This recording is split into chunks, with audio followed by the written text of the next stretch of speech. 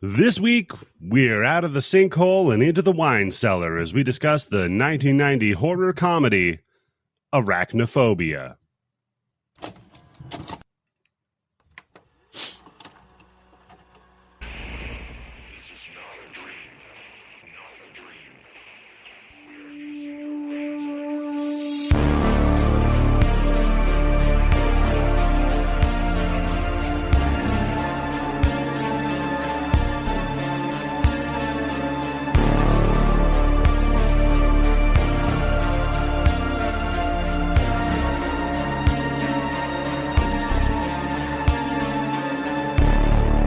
Hello, everybody, and welcome to the Bloody Bits Horror Show. I am your host, Eddie, the Axe Jefferson, and joining me, as always, the hoagie to my mortician, Tim Yobo. How you doing today, good sir? I'm doing very well. We're recording a little bit early, so I'm not as high as I usually am, but give me time. It's a little bit early. It's only 11:21. GMT time, yeah. GMT. But Tim, we are not alone on our journey this early. No, we are not. Once more, we are joined by the spider in our popcorn. It's Candice. How you doing? Let's get a weather Candice, update. How you been? Oh, weather update. Okay. So presently, here in beautiful sunny California, it is 74 degrees. It's clear skies and going to be beautiful for the remainder of the week now that we're through the terrible Hurricane Hillary. Did anybody The storm is coming, QAnon. The storm is coming. What was that, Candice? Did anybody get hurt? Like, what was the damage in your area? That's a good question. Oh, you know what? My neighbor couldn't start his Tesla up because his internet was down. Oh, okay. Well, that's one casualty. He had to come over with his tablet, and I had to lend him some internet, like a fucking cup of sugar. Wait, hold on. Are you joking? No. Wait, if you don't have an internet connection, you can't get into your Tesla? So here's the thing. His Tesla, I guess, had an update, and they don't drive unless they're up to date. And his home internet was down. All right, that makes a little bit more sense, but that's still crazy. Does it make sense, Tim? Would you ever buy that car? Well, no, I just meant that, like if you lost internet connection, all of a sudden you couldn't get in your fucking car or something like that. The number of times I've had to, stumble down the stairs at 2 a.m. hard and just jump in my car to drive off. I can't be just hinging on updates and the internet and shit. I gotta go, oh my man. God. Someone needs to put this in a slasher movie where they have to wait for an upgrade on their car before they can get into it to escape. They're dropping in on their Alexa app to tell their kid to quit downloading so they can download it faster. I don't care. Turn on Veggie Tales. It does kill the mood for those midnight booty calls too. Really does, Tim. But we're here, and we're almost at the end of the year 1990, and we're going to talk about the wonderful horror comedy Arachnophobia. But before we do it, Candice, why were you late yesterday? Oh, God damn it. I was playing video games and making fajitas with my husband, and I didn't have my phone on me, and I didn't realize what time it was. Than what time we were supposed to be recording. So pretty much everything. Candice, let me tell you something, Candice. That doesn't bother me one bit. I understand. We're all human. We all make mistakes. True. Yep. And you know what? You were doing human things with real people in your immediate family and in your real life, so that's understandable. Tim, how do you feel about it? By the way, do you like barbecue? I love Korean barbecue, and there are repercussions for doing those things with your family, Candice, and sending us back by... You screwed up the whole time schedule. We're supposed to be done by 5 o'clock, a hard out, so I can go to Korean barbecue with my wife and her girlfriend, who's celebrating finding out she doesn't have breast cancer. Oh, my God. What? Yeah. You still went, right? She didn't have it, yeah. You still went, right? Oh, yeah, right? no, we went, but God, thank God. Oh, my God. No. We went, but it was the most horrible barbecue we've ever had. The worst possible service. Mm-hmm. And the woman who found out that she had breast cancer, she was paying for the dinner, and she just kept apologizing us to the whole dinner about how she's so sorry that the dinner that she's taking us out to isn't good. Not only that, but she just found out she has uterine cancer. Thanks, Candice. No, God, but that's like... for real, how many times do you give a restaurant a try before you go, that's it? Twice. Because now this is the second time in a row that we went. And the first time we went, the first time we went, and there's a problem, which was the last time, was for my wife and I's anniversary, because we go to this place for over 20 plus years we've been going here, right? I mentioned this place many, many times. Every big holiday, anything like that, we're definitely going. Other than that, we'll show up maybe once every 2 months. Yeah, all right. We used to go there maybe once every month, something like that. But we cool down a little because it's very fucking expensive. Okay. Last time we go, we get it, and Jesus Christ, that fucking meat is as tough as fucking shit. Oh, man. Yeah. And when we talked to the waitress about it, she informed us, well, I could tell the owner, but she really doesn't care about that anymore. When people say they don't like what the food is. I'm like, she should have pretended she couldn't speak English. Well, my wife speaks Korean, so. Well, maybe she could pretend to be Chinese or something. Then she just pretends she doesn't speak Korean and only speaks English. And just the service, back and forth, too, has taken such a nosedive in that fucking place. And what I'm figuring is that because I know who the owner is. It used to be her sister who was the owner of the restaurant. And her sister had to go back to Korea for something, and the other sister took over. And she's one of these people, she just likes to go around from table to table talking about how she's the owner. And we come to find out last night that what they've been doing for the last couple of months is not buying the same beef that they have been buying and charging more money for it. Yeah. Because last night's bill for the three of us was almost $300. Well, you got to call Gordon Ramsay, clearly. I swear to God, I'm sitting in the restaurant, I'm thinking about that. I'm like, has there ever been a fucking episode? He goes into a Korean barbecue place. Because the service was incredibly fucking bad. This is how it starts off. The three of us sit down. My wife gets up to go to the bathroom and wash her hands. As soon as she gets up, they come over. They drop the plate of meat right on the table, right? Because they're going to cook it right there. My wife comes back, and still 10 minutes later, nobody's come over to bring over the charcoal. So the meat is just sitting there on the fucking table for now about like 15 minutes. So we send that one back because we learned a lesson from last time. Yeah. Where, well, you know what? You kind of ate a little bit too much to be saying it isn't that bad. That is bad. Yeah, it's my anniversary. I don't want to fucking bust my wife's chops because I'm a picky eater. So I'm thinking maybe it's not that great for me. But then after she ate like 5 or 6 pieces, she goes, "There's something wrong with this." But by that time, it was too late. That sucks. So then the other thing was it's just a combination of the taste, because especially when I'm high, of that Korean barbecue with Coca-Cola. It just goes so good together, right? Yeah, I can see that, yeah. Once the meat is being cooked at the table, I ask her for a beer, the Terra beer, and a can of Coca-Cola. No shit, 20 fucking minutes later, half the fucking meat is being eaten, and they still didn't show what the fucking beer. And they brought you a Pepsi. No, they didn't bring the Pepsi. They brought the Coca-Cola. But then my wife says to the problem with the meat this time it's tender, but there's zero taste to the meat. Weird.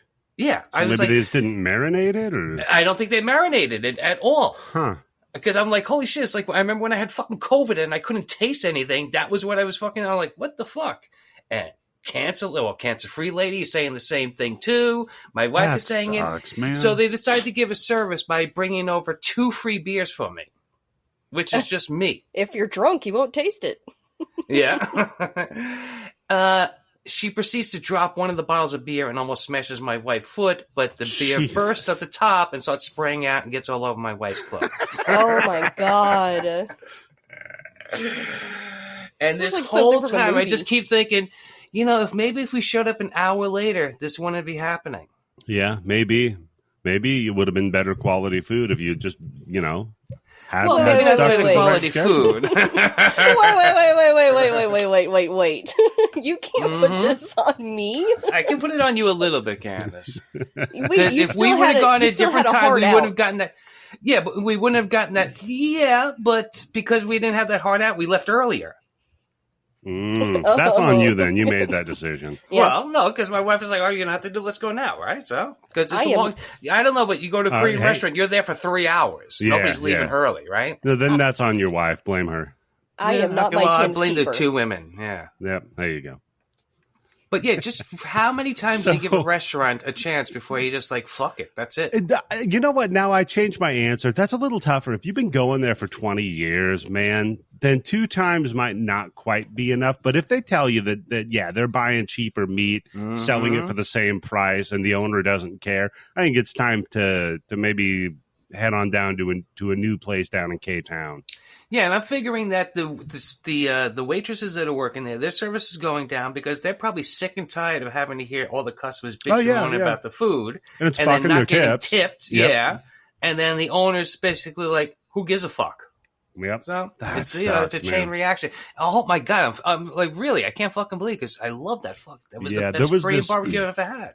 There was this fantastic Chinese restaurant I used to go to all the time called Ginger's, and they were incredible, great quality. It was one of the nice, like, higher end sit down. They bring you the tea places, not the New York. They hand you a can of Coke and a bad fucking attitude. Not where there's like just 2 tables and 3 chairs for the 2 tables. Yeah. Not one of those and joints. Boxes and boxes of menus. Yeah, pictures of all the food. Yeah, one of those places. No. This was a decent place, and then the owners made so much money.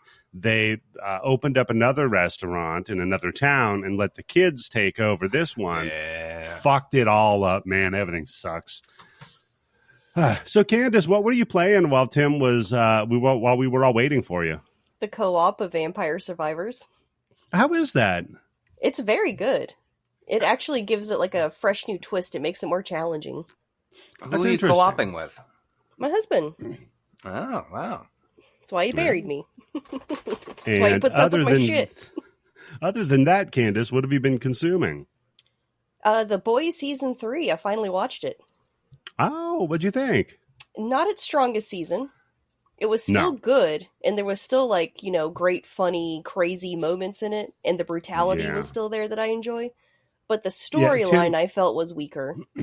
Yeah, Tim, are you caught up on The Boys? No, I watched the first season, and then I just lost interest in it. So there was... you're not going to watch it then? You don't care? No, but I know a little bit about how not everybody has superpowers. Yeah. Keith Urban is the... That's literally exactly... Carl Urban. Yeah. Carl Urban. I always do that. Toby Keith, he has superpowers. Keith Richards. Keith Richards might have superpowers. His superpowers Keith is life, David is the head of Vought. Yeah. So, no, in the first season, I was like, they're going to figure out a way for everybody to get powers. Because the fun thing about a superhero show was people getting powers for the first time. So, well, yeah, because somebody has to be as strong as Superman to fight Superman. Otherwise, where's the tension, right? Unless you are smarter than Superman, but then that would be clever writing. No, so, and then they just basically, they implement this thing where, they can give every human, a little bit of the compound V, and then they have superpower. And I'm like, I don't care anymore. Well, no, that wasn't really what kind of turned me off of it. What turned me off of it was how, with the lamestream media and false flags and all that stupid shit, I'm like, I watch this shit to get away from that. I don't want it in my shows. And not because it offended me, but just because I just have fatigue from it. I do have to say I did like Stormfront, though. I bet you like Stormfront. That's a great character. You sure you're not German? I was just going to say, I don't even know who he's talking about, but I also know exactly who he's talking about. All you need to know is the name Stormfront, and that gives you a pretty good idea. Did you like Herogasm? Oh, yeah, that was funny. The other thing is, I didn't know this is I didn't read the graphic novels or anything, but the way that they did Black Noir, they fucked him up. They fucked up the entire storyline with him. Oh, I didn't. I never read the comics either. I just in know the comic, and if you, as soon as you hear it, it'll make so much more sense. Black Noir was in the comic a clone that was made from Homelander's DNA. So he was just another Homelander. Okay. No spoilers for Candice then. No, well, I've already watched it all. It's in the comic. No, so Black Noir was Homelander's clone. That they kept him as like a contingency in case Homelander went rogue. You know? Oh, yeah, that's way different. So then Black Noir kills the real Homelander, takes off his outfit, and then just takes the position of Homelander in the comic. Huh. That would have been better. Yeah, no shit. Instead of just killing him like unceremoniously, like who fucking cares? Yeah. So okay, so you got little Vampire Survivors, you get a little bit of The Boys. Any fun books or anything or? No. Why does it sound like a setup? No. I just want to make sure you're getting good use out of your time, Candice. Shut the fuck up, Eddie. What about you, Tim? Besides poorly cooked and underseasoned KBBQ, what have you been consuming?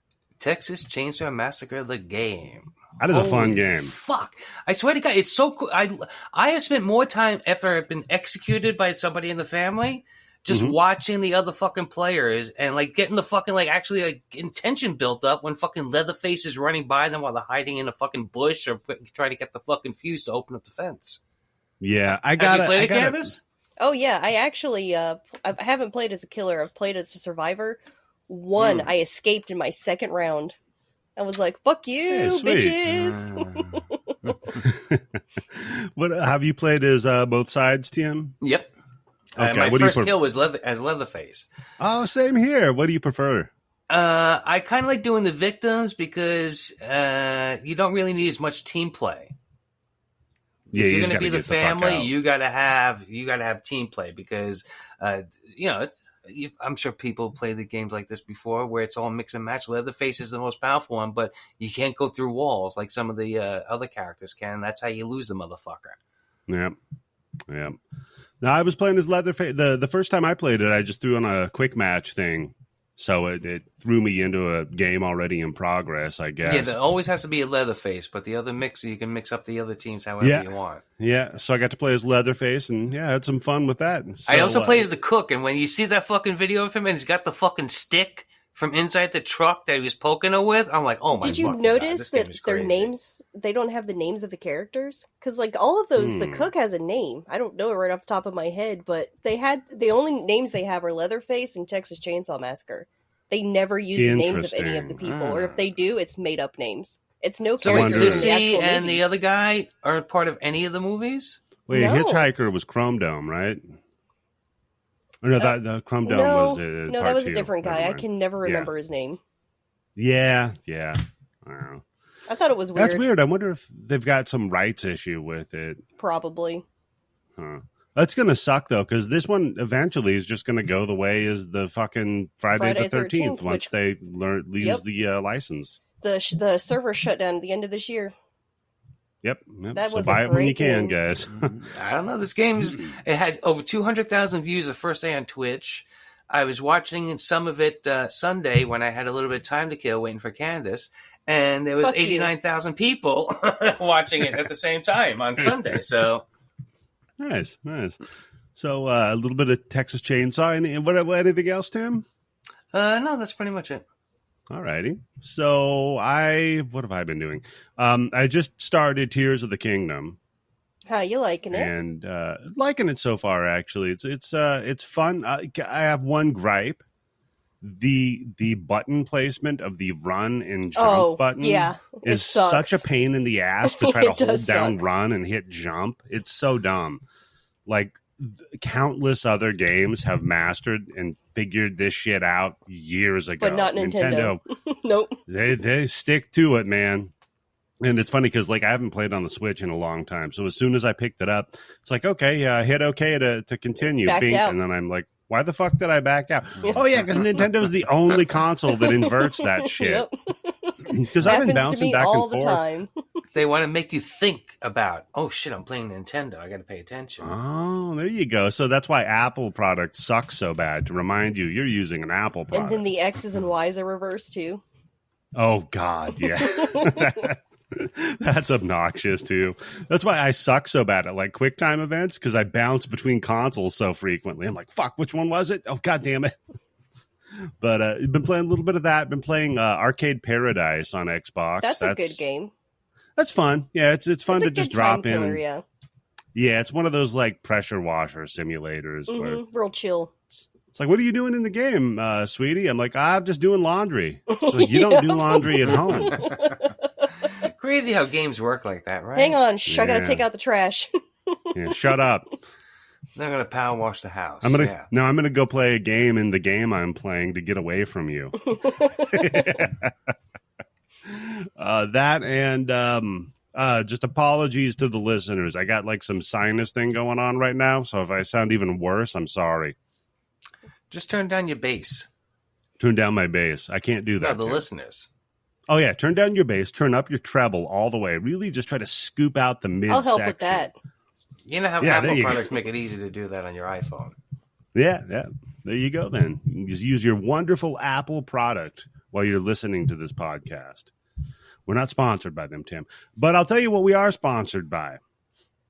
We are sponsored by another podcast called Ed and Matt on Campus. The first episode of that will actually be coming out the day we're recording it here, the 21st, where me and Matt Anderson are going to be watching the movie Dead Man on Campus once a week, every week for a college year. Now, we're going to take spring break and watch something else and talk about that. But yeah, in the meantime, we for this first episode that came out, we did a little relationship test to see how compatible we're going to be. As roommates? I'm just wondering how long this is going to last. Forever, probably, Tim. Would be my guess is forever, or it'll feel that way. So I'll put a link up in the show notes. If they're sponsoring us, how much are we getting paid?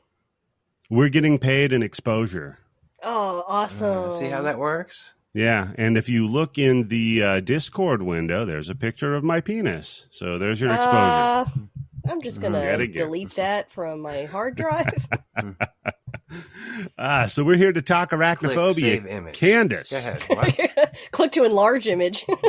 No, there it is. There it is. Now I can see it. Ha, ha, ha, ha. Damn, I'm funny. Candice.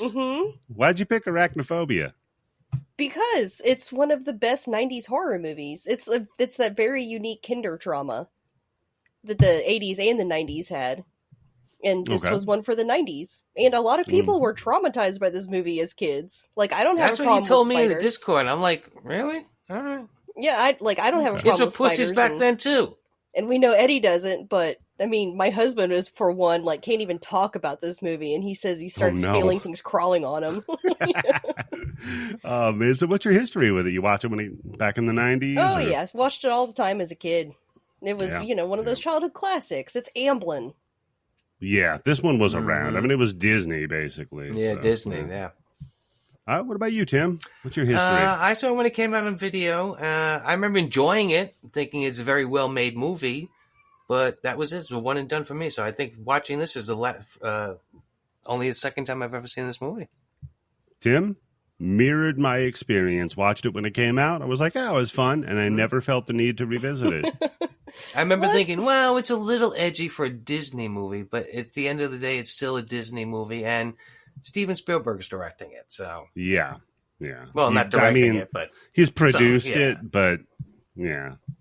I bet he had a couple of notes. So you two just don't have any sort of, like, nostalgia or get enjoyment out of those, like, wholesome but still a little edgy sort of horror comedies of the time? I mean, I'm a grown man, Candice. For sure, there were some at the time that I think back on fondly, like Monster Squad or what else here? The Gate, I think, was one of them. Yeah, The Gate was one of those. And so was Tremors. Yeah, and Tremors, totally. This one, I don't know, never hit that spot for me. But I got to say, on the rewatch of it, had a damn good time watching it. Yeah, I'm glad. I'm not bitching about the movie. It just, like I said, it just didn't catch me like I guess it did Candice. But it's a very well-made movie. It's shot incredibly well. I think the spider effects are incredible. That's because they're all real. Yes, yeah, they are real spiders. So, okay, this one written by a couple of people, but I have one particular credit here, and that's Don Jacoby. The reason is because Don Jacoby is a bloody buddy. Really? Don Jacoby also wrote the screenplay for Life Force. Oh, wow. That's very different. Damn. John Carpenter's Vampires. Hey! There's highs and there's lows. Yeah, it's like the Two-Face coin. One side of it's Life Force, the other side of it's Vampires. Produced by Frank Marshall and Steven Spielberg. If you don't know who Spielberg is, that's on you. And Frank Marshall, too. He usually does, like, Muppet movies, doesn't he? Yeah, a lot of Muppet movies, and co-written the screenplay by Wesley Strick, who wrote the movie Wolf. Remember that one, Candice? Oh, Jack Nicholson, yeah. Yeah, also wrote the screenplay for Cape Fear. Oh. Which, again, there's another Two-Face coin right there. I mean, yeah, but come on. It was already a movie. I know. So I don't know. Did you write the screenplay for that? Just update it a little bit to where he gets underneath the Dodge truck instead of a Model T or whatever the fuck it was. Yeah, you really didn't innovate in any way when you did Cape Fear.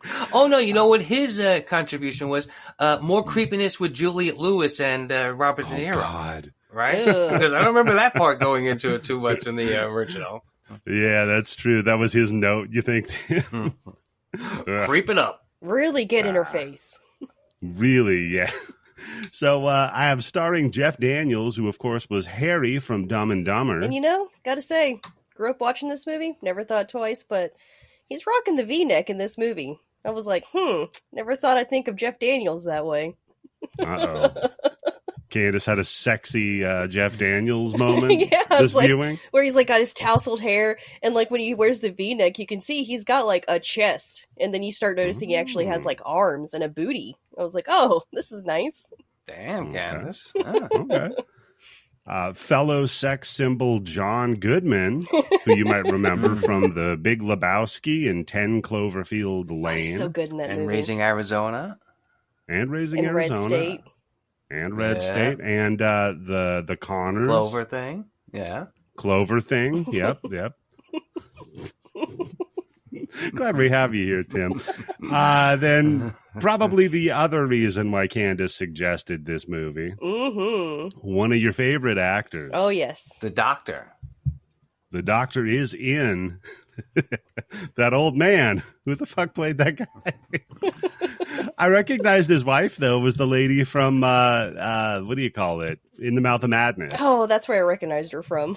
Yeah. And, I have written down at one point, this movie has just given every old actor at the time, anybody who's acted the last 30 or 40 years in movies and TVs, they gave him a party. And so just show up and be in this movie. There's much. So many fucking of these people. It's like, holy fuck.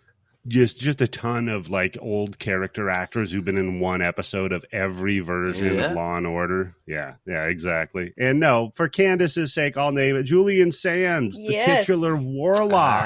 Oh, hell yeah. That dickhead. He's a dickhead. He also played Percy Shelley in Gothic. He was fantastic in this movie. I loved having him in this movie. He was fun to have as the spider expert. Oh, man. I loved him so much in this movie. And, of course, I grew up crushing on Julian Sands. R.I.P. King. What a weird person California to grow up crushing on. Yeah, thanks, California. The literal dirt of California smothered him.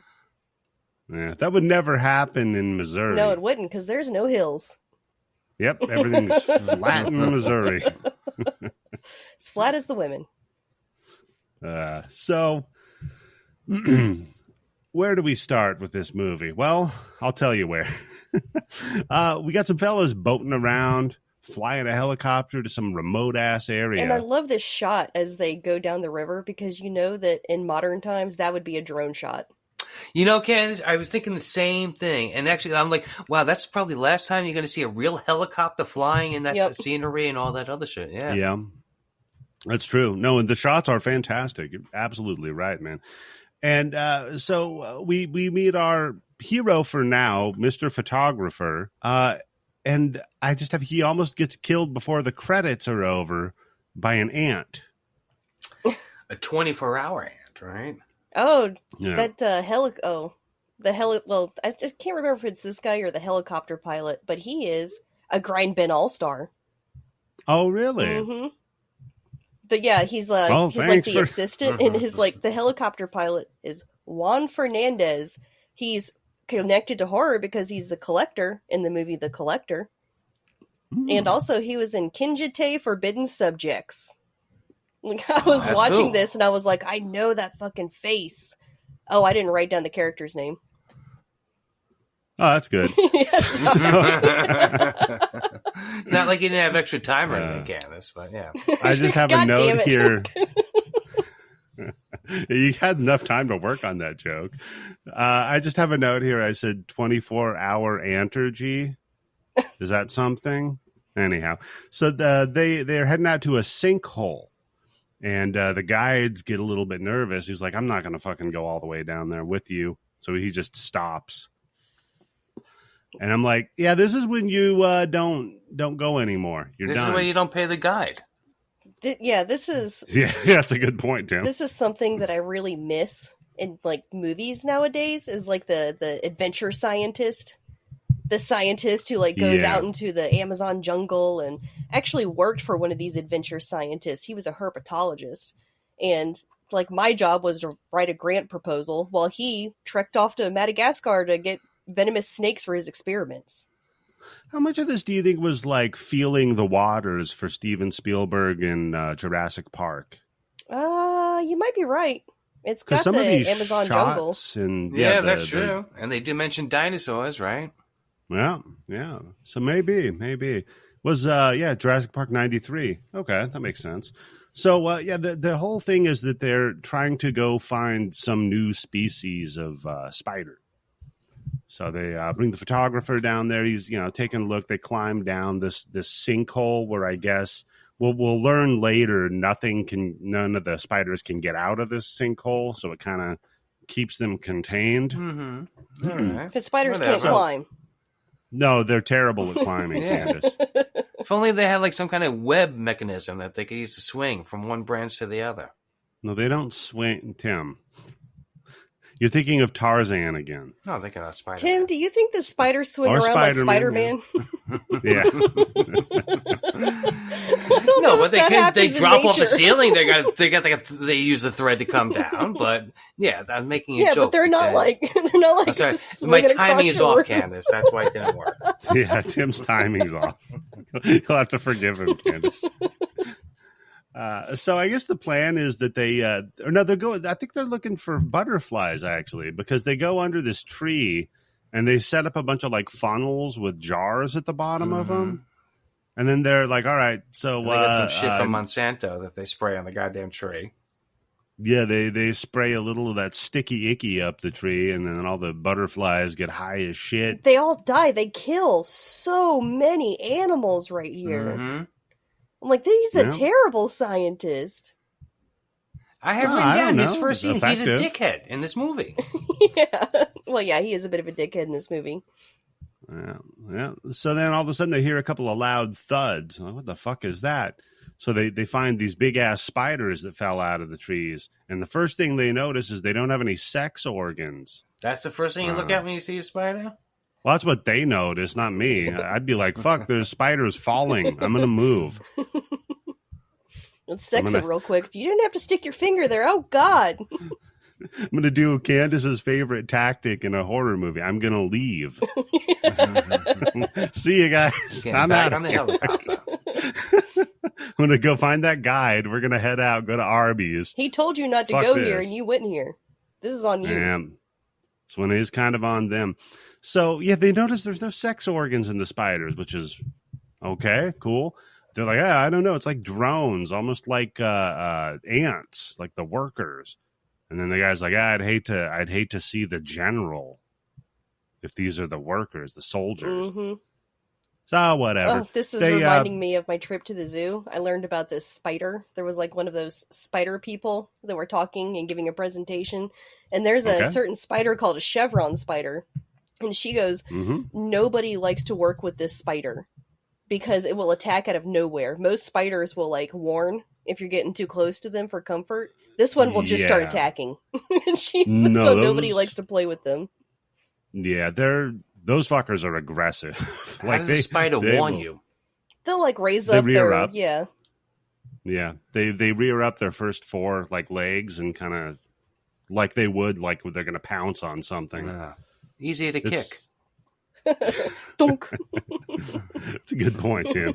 Yeah, I think that's more of a defense against like maybe birds or something. Not Why the bird helps dudes, this one out in this movie. Not guys who are pissed off at Korean barbecue, half drunk, stumbling home. So, they get a couple of fucking these dead spiders. They're like, all right, that's too bad we don't have any live ones. And then right about then, one of them just jumps out of the tree. Jumps on the guy's camera. Jumps on the photographer's camera. And I'm like, damn, he would have got a great shot if he just snapped. Just real quick, like click, So scares the fuck out of him. And we just see Daddy Spider up in the tree just hovering, like hisses at him all pissed off. I love how this spider's like watching and observing things. And like, I'm going to remember you, motherfucker. Yeah. Like, you and me, we got beef. I'm going to take my time with you.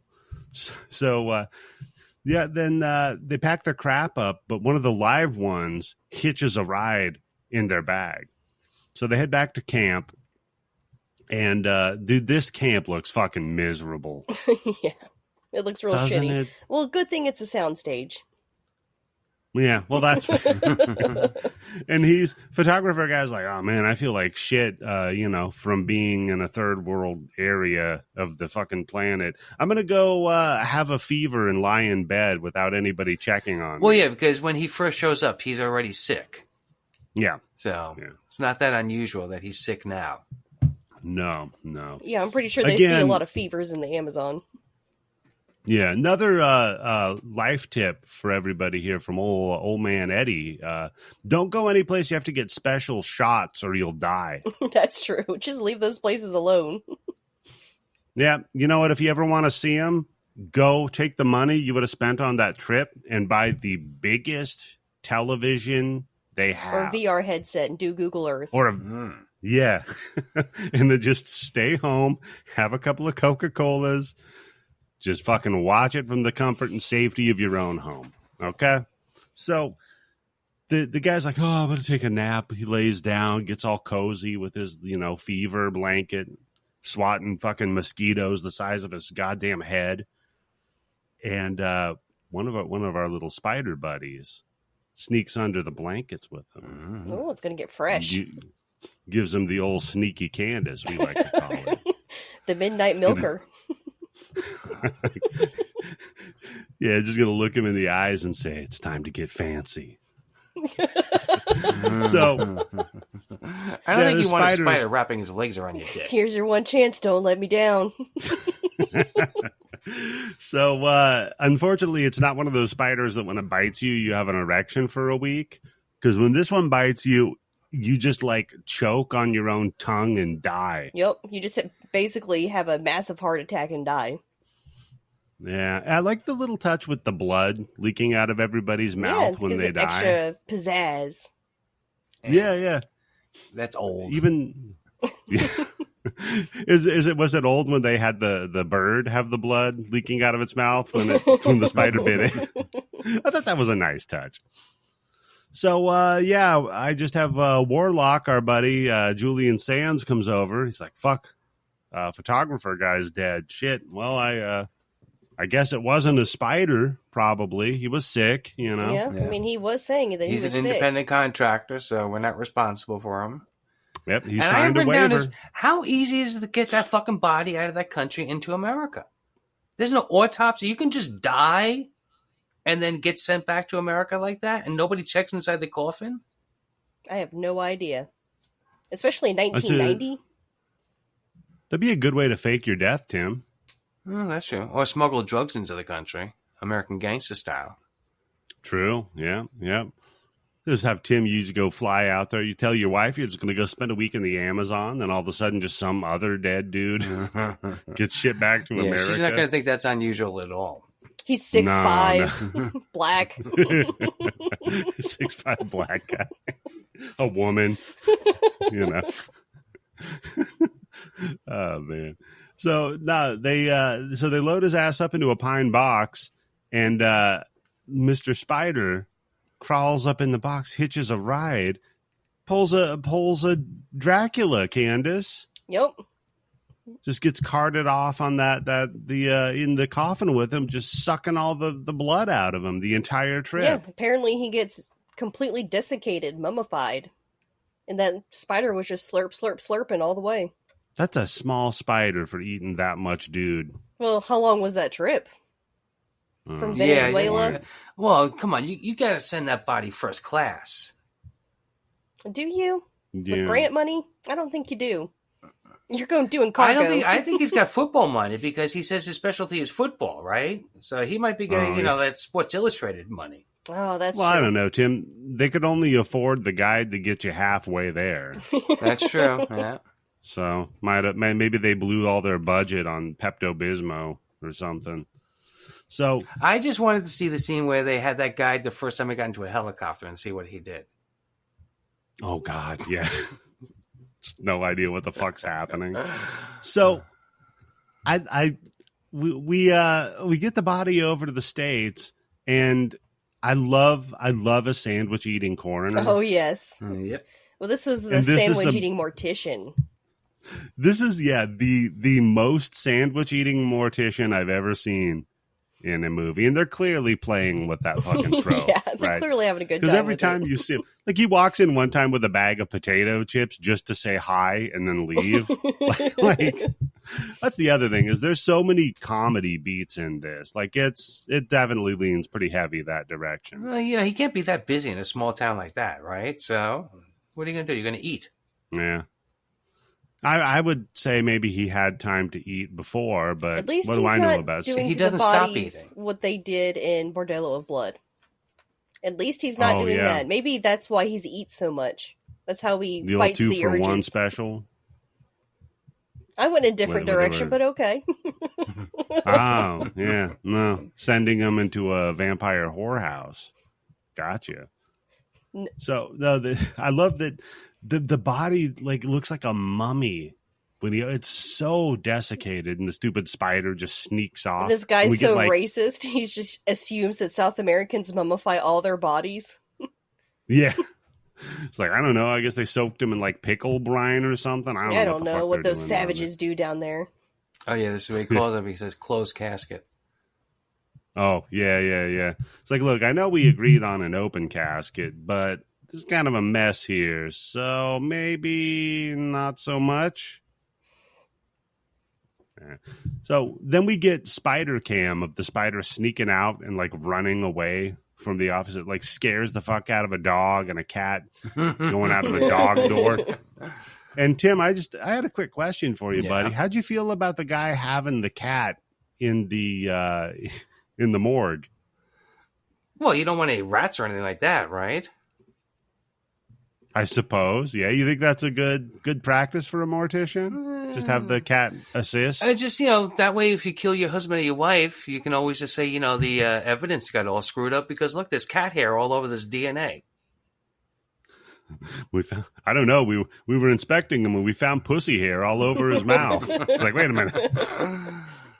No, I mean my cat, my tabby. Oh, right. Yeah, he was eating her pussy. Wait, what? So... And then like you said, we have a little help from Mr. Birdie because a crow swoops down, picks it up, and flies off. Government drone. It was planted there as an experiment. That's right. Birds aren't real. Exactly. I love that conspiracy theories. You'd think over time would get smarter, but they've just gotten you have to go dumber. stupider. Did you see the video of him on Newsmax? No. They were taking him seriously. And then at one point, they kind of they were mocking. They thought that they were mocking him when he was just fucking masterfully getting them. Just look up at this. It's on the internet. The bird's a fake guy on. Had to be Newsmax or Onan, one of those two. What a weird conspiracy theory to come up with. It's taking flight, so it worked. Oh, Tim. Shut up, Tim. I guess once you get past flat Earth, you need something stronger. Yeah, you got to go even crazier. Yeah, just keep doubling down. That's the move. So, yeah, the bird flies it off, drops it off, and this is when we meet the family. The cute, adorable family. Oh, God damn. Their precocious kids. And the parents that love each other. Not a fan of the parents that love each other either. Why? Is that an unrealistic expectation? Yeah, I need more problems. I need more conflict with the family. Well, that's why I like these movies, because they're kind of a relief from every horror movie having families that are complete shit to each other, and that's how the monster manifests. Okay. Yeah, and yet you love the what's his name? The dude that does all the fucking ghosts that James might be Wan? past trauma. No. Zach? Dickhead. What? The House on Haunted Hill, Hauntington, Oh, Mike Flanagan. Bly Manor. Flanagan. You love all of his shit, and it's all literally, is it ghosts or family trauma? Yeah, he's the only one that gets the pass.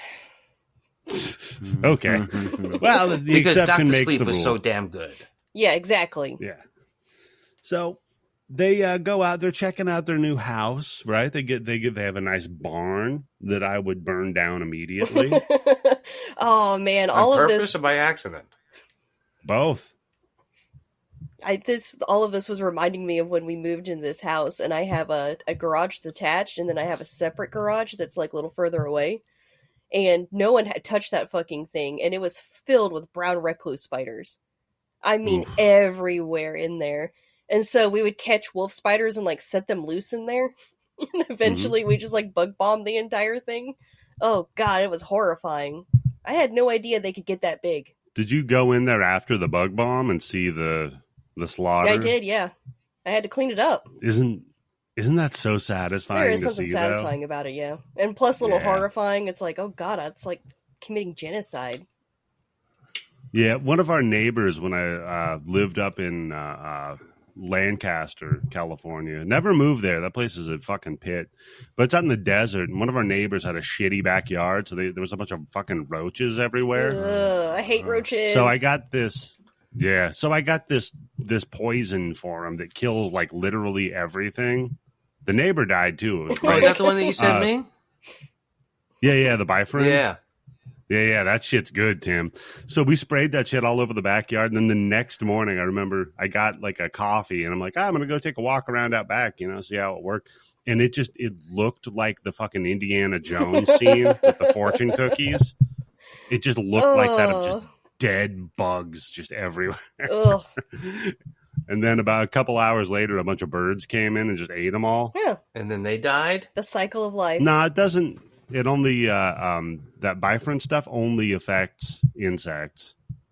You can drink it if you want to, Tim. It's probably better than the barbecue you had. That's true. Maybe that's what it was made out of. We do get a fun jump scare of this desiccated mouse that falls down in front of him. Yeah, because we have to establish that Jeff Daniels has arachnophobia. Yeah. Right. And then the egg sacs that pulsate. Oh yeah, the very distinct pulsating egg sacs. Yeah, it looks like it's from Alien, that egg sac. Yeah, it's gross. Yeah, they go over the top with it, man. And this but it's fun. Really terrified a lot of kids. There are a lot of people that link this movie to their fear of spiders, yeah.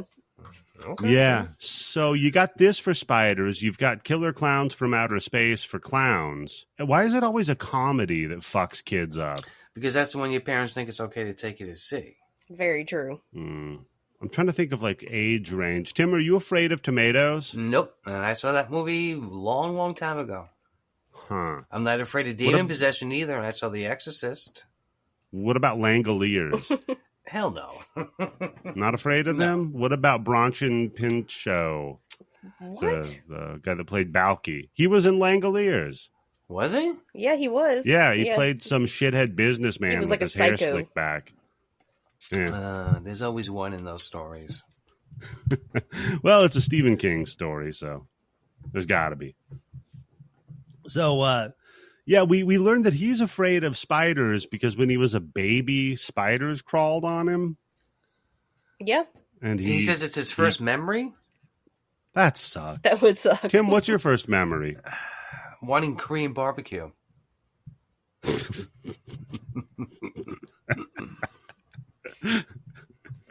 Candice, what about you? What's your first memory? Fuck if I know. Well, you should. It's your memory.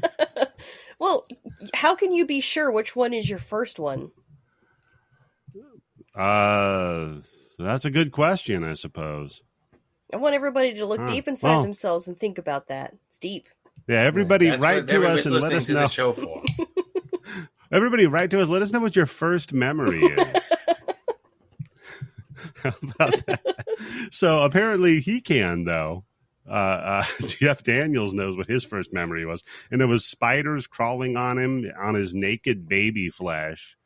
And they did the thing, like what a lot of the times what spiders will do when you're sleeping is they like to drink the fluid that gathers in the corner of your eyes. What? Yeah, they like where your tear ducts are. They like to get up there and drink that liquid because they need water. And they can't climb in the toilet or they'll die. Okay, good to know. I did not know that. Yeah, that's why you always wear a sleep mask. And by the way, I'd just like to let everybody know we're opening up a Teespring store where we have special Bloody Bits sleep masks for sale. It comes with a spider so you can test it out. Yeah. It comes with a spider, some sort of a scent. Very thirsty spider. We don't give that spider any water before we send it. Because did you know that on average, you will fall in love with 96 spiders in your lifetime? That is true. You will fall in love with them, but they will all break your heart. Exactly. That's why we're trying to protect you. It's not meant to be. Otherwise, you're going to end up breeding some sort of like drow. It'd be like the Fly too, but with a spider. From the underdog. Well, but that's the thing. Like, okay, so then this spider gets fucked out by an American spider. Yeah, yeah, the sweet spider lovemaking. Yeah. USA. They're like touching each other's legs and stuff. So wait a second, are these anchor spiders? I have no idea. Oh, you're talking about. Oh, I get it. Oh, shut up, Tim. I told you my timing's off. Can't help it. Well, Donald Trump would have gotten them out of our country, Tim, if you guys would have just voted for him back in 1990, I guess, when this movie came out. No, it is funny. I like that they're cutting between, like, Jeff Daniels is going to fuck his wife, and then, like, we cut to the spiders fucking. Yeah. Oh, man. So then we, after that, we go to the photographer dude's funeral, I guess. And we're talking to the mother of the dead photographer. Yes. That's right. Because they're throwing a party for the doctor, because this whole doctor sub story, by the way, not fond of it. Yeah, it's fine. So he moved to this small town to be a doctor because the old doctor was retiring. Mm-hmm. He's going to sell his patients to him, right? Yeah, he was going to give him all of his patients. Then, as soon as he gets there, Jeff Daniels gets there, the old doctor's like, never mind, I'm never going to retire. I tried it. I spent time with my wife, so... Yeah. I'll never understand people that do that. How sad is your life that you would rather work until you die than retire? Is it work that he's doing, though? I mean, apparently he's, a butcher. Well, he did get to grab the nuts of the entire high school basketball team. Candice, would you ever retire from that job? Yeah, that's a tough one. We'll circle back to that. So yeah, so Jeff Daniels throws a party to like welcome himself to the town. No, that old lady, and I'm looking at how like she already looks like she's been fucking in a box of spiders for a couple of months. And how do you not use her body when she gets killed to show her even more desiccated? Well, she didn't have the spider in with her like for months on end or however weeks or whatever. Yeah, but she was already 90% there. Yeah. She was very gaunt. It wouldn't have taken a lot. It's like that scene in Shaun of the Dead when he's trying to teach everybody how to act like a zombie, and he turns to he's all like, just look like, like there's no life in your eyes, and it pans over to the mom, and they're like that, and she's like, oh, sorry, I was just spacing out for a minute. So, yeah, he's throwing a cookie party. Well, it's good times, right? You got to have a cookie party, and I love that the mortician and his wife have got all of the cookies on their plates. Is this when they're watching Mimi Wheel from of Fortune? the Drew Carey Show. Yeah, I have the same note. Yeah. Did you ever watch that show, Drew Carey Show? No, not really. I think I've seen like parts of an episode or two. I know of the show, yes. That's why I know who she was. Yeah, like King of Queens, Everybody Loves Raymond. Like all of those I'm aware of. I just never really watched them. Okay. Didn't seem interesting. I know that actress has been in other things, but every time I see her, that's all I can think is it's Mimi from the Drew Carey Show. Oh yeah, come on. Yeah. Me and Eddie haven't watched the show, but we know who the fuck she is. Yeah, it's like if you see Michael Richards, the only thing you ever think of is Kramer, right? Yeah. There's no other thing about him. Nothing else that comes to mind. Yeah, nope. That overshadows. Oh, look, he has a Kramer. Yeah. I do love that clip though when Seinfeld's on Leno trying to like explain it, and they have fucking Kramer remote like live via satellite. Oh yeah, that's right. Doing a mea culpa. That's the funniest shit because the crowd doesn't know what to do. They're laughing because it's Kramer and Jerry Seinfeld. Stop laughing! It's not funny. Stop. Man, having fucked up sinuses really, really improved my Seinfeld impression. Let me tell you. Usually I can't nail it that well, but damn. So there you go. And I also, during the cookie party, the neighbors' kids teaching their kids Krav Maga. Yeah, I know it's like a Green Beret close quarters combat or something like that. Yeah.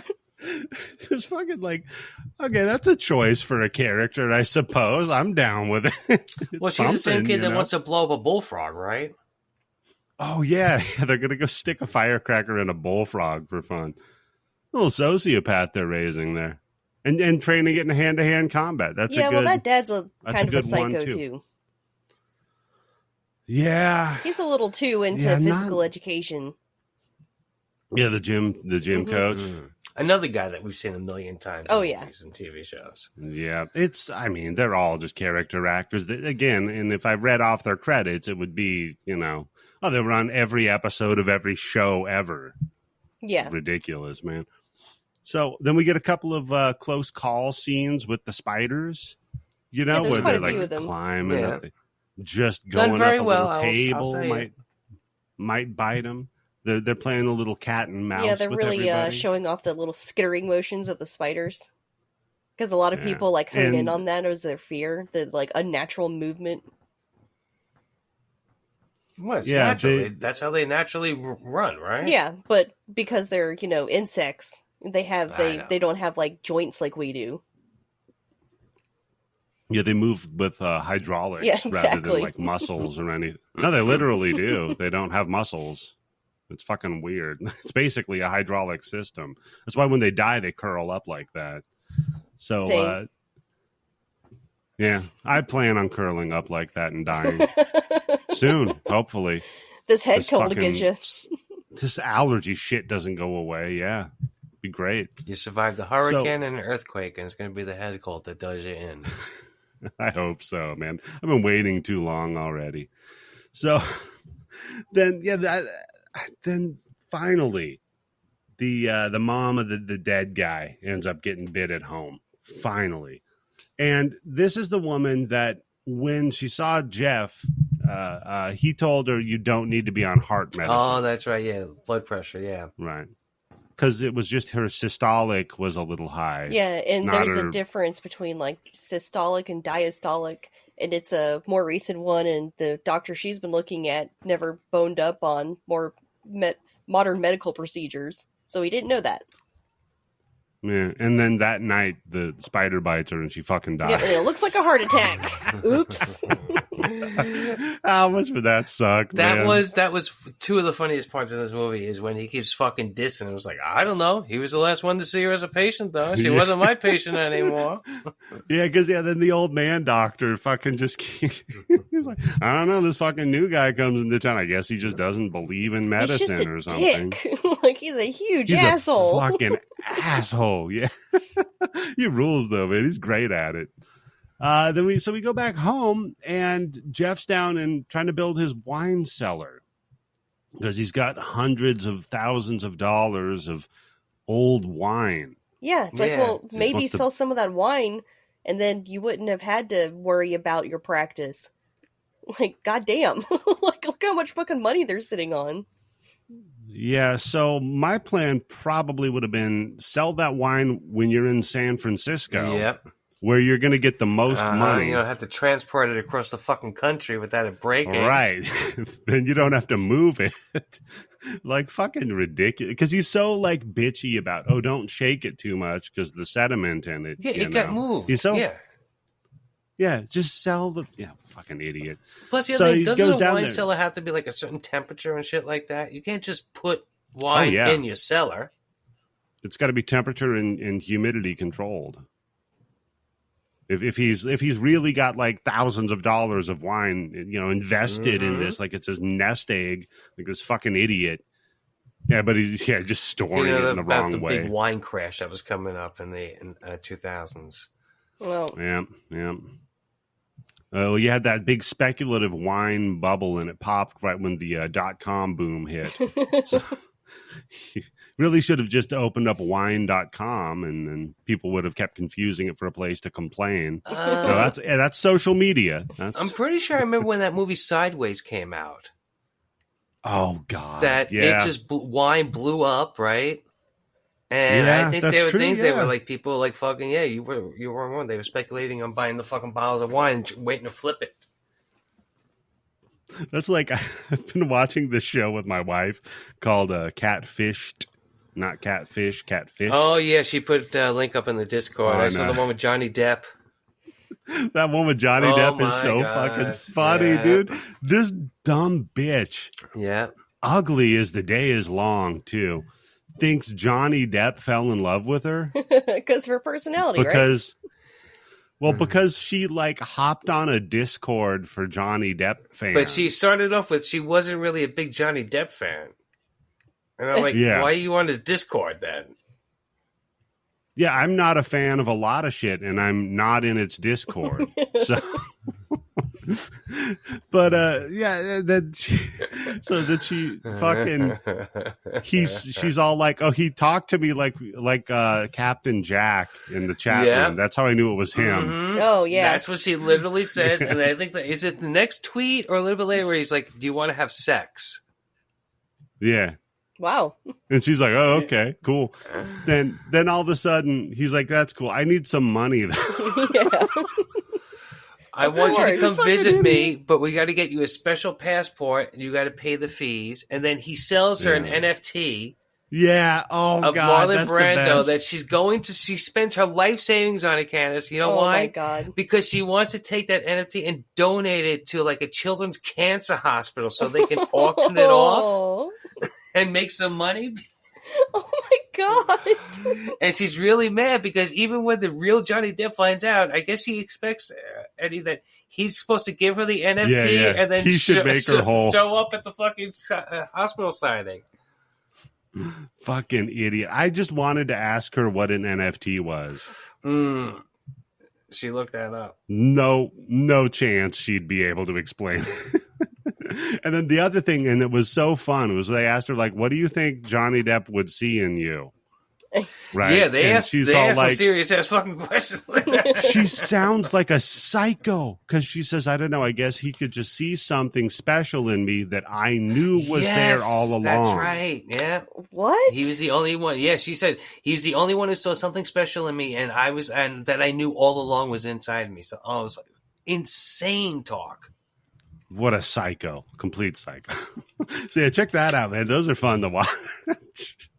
Oh, and by the way, listeners, if you're not in our Discord, come get in here because this coming weekend we're going to be streaming Pin, doing a little live streaming party. So you've got to fucking check that. And I might DM you in Discord saying I need some money. So yeah, Tim. Don't worry, it really is me. Tim really is going to sell you an NFT. It's a real picture of his actual face. It's just the paper bag. I could rip out the paper bag and sell pieces of it, right?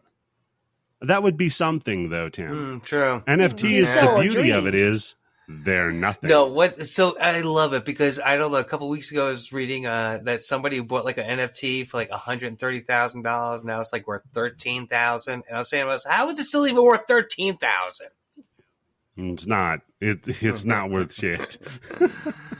It's worth whatever the guy that needs to launder his money will pay you for it. That's what it's worth. And then you're not getting that money because he's just taking it back. Yeah, so pin. So put a pin in that in your calendar. Yeah, put a pin in that. This not weekend, gonna be the Saturday. Last time I make that joke. Well, you got to get your use out of it there. We had to watch the movie, so got to make it worth it. So yeah, he finds that there's like termite damage in his basement / wine cellar because as he's like nail gunning nails up through the ceiling, they're poking out through the fucking floor upstairs like a nightmare. It's like something from a horror movie. Yeah, she's remarkably calm, seeing all these fucking nails come shooting out of the floor. Yeah, I would not be in that situation. I'd be up on the counter. I see one nail come up through the floor, and you'd be on the counter like a rat was there, holding your skirt up. No, I'd leave. So Molly, his wife, is all like, "Yeah, we should probably call an exterminator then. Get somebody out here to take care of these fucking termites." Oh, they get somebody. Oh, they get the John man. Goodman, our fucking hero in this. I love him. He's just an asshole. Yeah, he's so like crude. He's just literally a dick the entire time. So he goes in there. The best thing is when he sees Julian Sands like from one professional to another. Yeah. Listen, we're peers, clearly. No, I love he goes down there to check. He's like, oh, no, listening in to, with a stethoscope to hear if he can hear the termites and shit. And he's all like, no, you don't got any termites. You got bad wood. Then he just grabs a bottle of wine. So shakes the shit out of it. Says that he collects beer cans himself. Yeah. He's like, I got a old Milwaukee from 1965 with a misprinted label. You should come take a look at it sometime. And she's like, great. So what do we do about the bad wood? He's like, well, you should probably replace it. You should take the bad wood out and you should put good wood there. Yep. And I'm just like, wow, this guy and me are soulmates. His brother-in-law sells the wood in town. Oh, you think that's it? He's because he also the other thing too is when he's listening with the microphone, not the microphone, when he's listening with the stethoscope, he's like, "Would you object if I ripped out the entire floor here and looked inside?" And she's like, "Yeah." She goes, "Okay, no problem. We don't have to do that." It's like, yeah, you're right. That doesn't make any sense. And while this is going on, our buddy Jeff is at the high school just playing with the balls. Yep. And what an introduction. He has a little conversation with the coach, though. And they point out, like, hey, usually there's a lot of crickets in town. And all of a sudden, there are none. Not hearing them anymore. That's a little odd, but, Well, anyhow, nobody's got a hernia because he has to do the turn your head and cough test thing. Do they still do that? I don't think so. I don't know. They just don't care about hernias anymore? Maybe they found another way of testing for it? Well, they squeeze your ass and tell you to burp? Stick a finger up your ass and they tell you to cough. No, just you, Tim. You're the only one that has that happen. Didn't your doctor tell you not to talk about that, too? Yeah, your HIPAA violation. Eddie? Yeah, that's right, my HIPAA. Oh, man. So, yeah, they have this conversation about there's no more crickets. Coach is like, yeah, that's fun, whatever. Heads out And we get to watch the kids playing little football, right? They're running around, and I just have the spiders are filling a role similar to the entire movie Final Destination. When's it gonna happen? You know it's gonna happen. And in weird ways, too. Yeah, there's always some... It's never the spider you expect is going to bite somebody, except in this one. Because one of them just crawls in one of the players' helmets. And he's like, all right, goes over, runs a play, does some sort of a football play. I think they're using a dime defense. Yep. And he's in a shotgun formation. Very good. Maybe. Look at that. Okay. Sure. He didn't call an audible, Tim. Mm-hmm. I think he might even, if they get a touchdown, go for a 2-point conversion. It's high school football, so back then they were doing 2-point conversions, yes. I mean, they still do it, yes. Well, he doesn't get a 2-point conversion, Tim. He gets dead. He gets bitten. Because the spider fucking bites his ass, and this kid just falls down dead right as in his shit. ear. Now, that would be a thing I could see how it would freak kids out, right? Because the spider definitely went into his ear. Put on a hat, and then there's a spider inside of it, and it bites your head. Yeah, that'd be terrifying. Do you guys have any big fears like that? Like a heights or widths or something? Widths? Yeah, I don't like being out in the wide open. I hate Wyoming. Wyoming? Okay. What about you, Candice? What's your biggest fear? Ugh. Just know I won't use it against you. Like roaches. I stepped on a water bug really the other night. So freaked out by them, to the point where if there's one like in a house, I will block off that room and I will call somebody to come deal with it. Because I'm not dealing with that shit. So infestation would be your fear? Yeah, maybe something like that. Just okay. Tim, you live in New York, so I know you don't have a fear of roaches. Not regular roaches, just water bugs. Oh, okay. So you guys both have insect-centric fears. I said before, I stepped on one the other night getting up to feed my fucking cat. I thought it was his toy, and then I went, no, his toy doesn't feel like that and doesn't make that sound. Those motherfuckers are tough to kill, because when I turn the light on, that thing, half its fucking guts were out of its ass. Ugh. And its fucking legs and heads were still fucking going. Ugh. They're motherfuckers to kill. That shouldn't be around. We should have got rid of that shit. You step on a bug with the fucking shoes on, and it still gets up and walks away. Then I must have really gotten it good, because I got it right on my fucking heel. It was perfect. Yeah. Did it do the thing where it pointed at its own eyes and then pointed at you and walked away? That's why. No, but I know there's more than one. Shit like that is why I have such an insurmountable fear of roaches, is because of being a little kid in Florida and getting up in the middle of the night to go to the bathroom and stepping on just tons of roaches because our places was just so infested with them. It was horrible. I used to know a broad who roach crawled in her ear. God, shut up. They had to pour cooking oil in the ear to like suffocate the roach so that it would come out. That's this. Ugh. You imagine Shut that, the Candice? fuck up. God damn it, Eddie. You said you wouldn't use it against me. And you believed him. No, I wasn't. I wasn't. This is a true story. That you just so conveniently brought up right now and directed straight at me? Well, I was trying to relate. I hear it happens sometimes with podcasters when they put their headphones on. They don't check inside. I have a big fear of people giving me money. So if you ever really want to piss me off, man, that'd be the way to do it. Patreon.com/bloody. No, I guess like drowning. I don't like water if I can't see the bottom of it. Not a big fucking that's true. fan. Yeah, I don't like swim. I'll only swim in a swimming pool. Yep. Yeah, not. That's why I live by the ocean. Like a fucking idiot, Yeah, no, I don't like that. How the bottom can just drop out from one step to the next. That is crazy, dude. Sometimes you're walking around just fucking at the beach and you go to take a step and it's like a 2-foot drop underwater. Yeah, no, I'm good. I love that stuff. No, thank you. You do? You like drowning? No, just like, walking in the water and it's like so powerful and just like shoves you around and stuff. Oh, uh-oh. Candice. What? We're just talking about how we enjoy the ocean. So you like getting shoved around, Candice? You gotta Candice? call the ocean Daddy. Daddy Poseidon. Oh, let me see your Poseidon. With his fucking latex trident. Going to town. You thought the ocean was wet. Well, it's about to get wetter.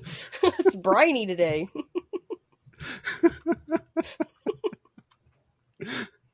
Ah, look at those crabs. No, those ones. Oh, not those. Get a lot of sea foam over here. It's weird. They don't usually get a lot of sea foam. Anyhow, back to the movie. So, oh, God. Yeah, he fucks up the bottle of wine, shakes it all. He's a real dick. And the kid dies. So we go immediately to that kid's funeral. And again, the old man doctor's like, well, shit, I wish I knew what happened to the fucking kid. I don't know, though. I guess you should talk to the other doctor. Last time I touched his balls, he liked it. Didn't kill him when I touched them. Yep. Full of vim and vigor was he when I touched his nuts. So then we find out that the kids have just started calling him Dr. Death. Oh, yeah, that he eats bodies and shit like that, right? Cutting out the yeah, bodies. he wants to chop everybody. Because he wants the fucking autopsy on the old lady. Yeah, and apparently the people in Missouri here have never heard of an this autopsy. is California, right? They literally say the name of the town, and it's in California. No, it's just there's a town in Missouri that's called... No, they all have California plates. It's called like Riverdale, California, Missouri. Oh, yeah. It's like there a little actually is a California, technicality. Missouri. Ugh. It's not worth it. There's a lot of places here. Taking There's it a back. Miami, Missouri. There's a Louisiana, Missouri. There's a Florida, Missouri. Like, there's a lot of places here named after other places. Well, yeah, they figure no one's ever going to get out of Missouri. So they're just like, this is the closest we can do for you. You want to move to Miami? You can tell your friends that you went to California for the weekend. Well, it kept fucking with me for a long time because there's like a Las Vegas, Missouri that's like close to here. Everybody's like, oh, I just came from Las Vegas. And I'm like, man, that's like the third person this week. Yeah. I used to get that a lot when I tell... I used to get that a lot when I'd tell people, like, they ask, oh, where are you from? And I'd be like, oh, from Washington. And they'd be like, oh, D.C.? Like, no, there's like a whole state. And they back away from you. They go, we don't want any of your pamphlets. Yeah, never mind. I said it's because people who moved to Missouri always wish they were someplace else. That totally tracks. Like, listen, we can't really so let's be just there. Name our town it's kind of like when people call it a staycation when they can't afford to go anywhere. We're having a staycation. What's that? It's depression, but with a fun name. Late every day for next week. Yeah, exactly. Oh, man. So, yeah, just the kids at school are telling the other kids that he's Dr. Death. Fucking love it, man. So then we go over to old man doctor's house, and he's like, I'm going to go take a shower. And he would have been fine. But his wife says, don't forget to wear your shower shoes. So he doesn't slip and fall. She's concerned. Mm-hmm. Or she's in on it with the spider. Well, think the spider's been laying it to her? Yeah, think the spider's been piping her out. Yeah. And now I'm just thinking about, see how like one little thing, like a delay of getting into the shower, can change the whole course of your night. Imagine what a whole hour you could have do. your schedule. You have your schedule all planned out, and then two women come along, fuck it all up. Yeah. So, oh my God. So yeah, there's a spider hiding in the shoe, bites him on his fucking toe, and he just lays down on the bed. It's like, oh, I'm having a seizure. Call Jeff Daniels. Call Jeff Daniels. And now he's all like, he gets to march through town and be like, ha, ha, ha. I never fucking inspected him or anything. But little sus that your competition dies. Yeah. But he's a doctor, so he can do the autopsy on him and sign off on him, right? Yeah. He can absolve himself of any wrongdoing. It's the perfect crime, That's right. Tim. Not, Google how to dig for a dead body, How fast does a body decompose? How good was that fucking video? That was a good video. The body. I'm thinking, like, dude, get a VPN if you're going to kill your wife, right? And definitely don't Google it the day of. Plan that shit ahead of time. Yeah, I like it. It was like he was Googling that shit over like a 13-hour fucking period from when he obviously first killed it till when she started to smell. And it's like, how do you get rid of the smell of a dead body? Yeah, it was creepy, but also funny. It's fun to think that, like, just us, just being, like, of average intelligence, let's say, could probably have come up with a much better method than was used there of, like, Googling shit. And then you just realize, oh, shit, the reason these people are getting caught is they're stupid. How many people are just getting killed by average intelligence people never caught? Mm-hmm. It's disturbing. Just because they do. Or like you have already Googled that and you have it hard printed out and you keep it for future reference. And then you burn that shit. Right? Yeah. Yeah, you just keep it in a little like memento box so that you can relive it in your head every other day. That's how you get kill caught. somebody. It's, it's a manuscript. Yeah, that's true. Yeah, you just end up being a really, really good writer as long as you just don't execute the plan. So yeah, he he's like, does an autopsy on the doctor, and they find a minute sample of some unknown substance. So immediately Jeff Daniels like, fuck, I think it's all connected. All right, so we got to exhume everybody's body. We got to check them for spider bites, right? Because if so, we might be having like a spider apocalypse coming down here. And it's fun because, it's the boy that cried wolf, right? He's afraid of spiders, so why would you... Everyone buys into the spider thing pretty quickly, though.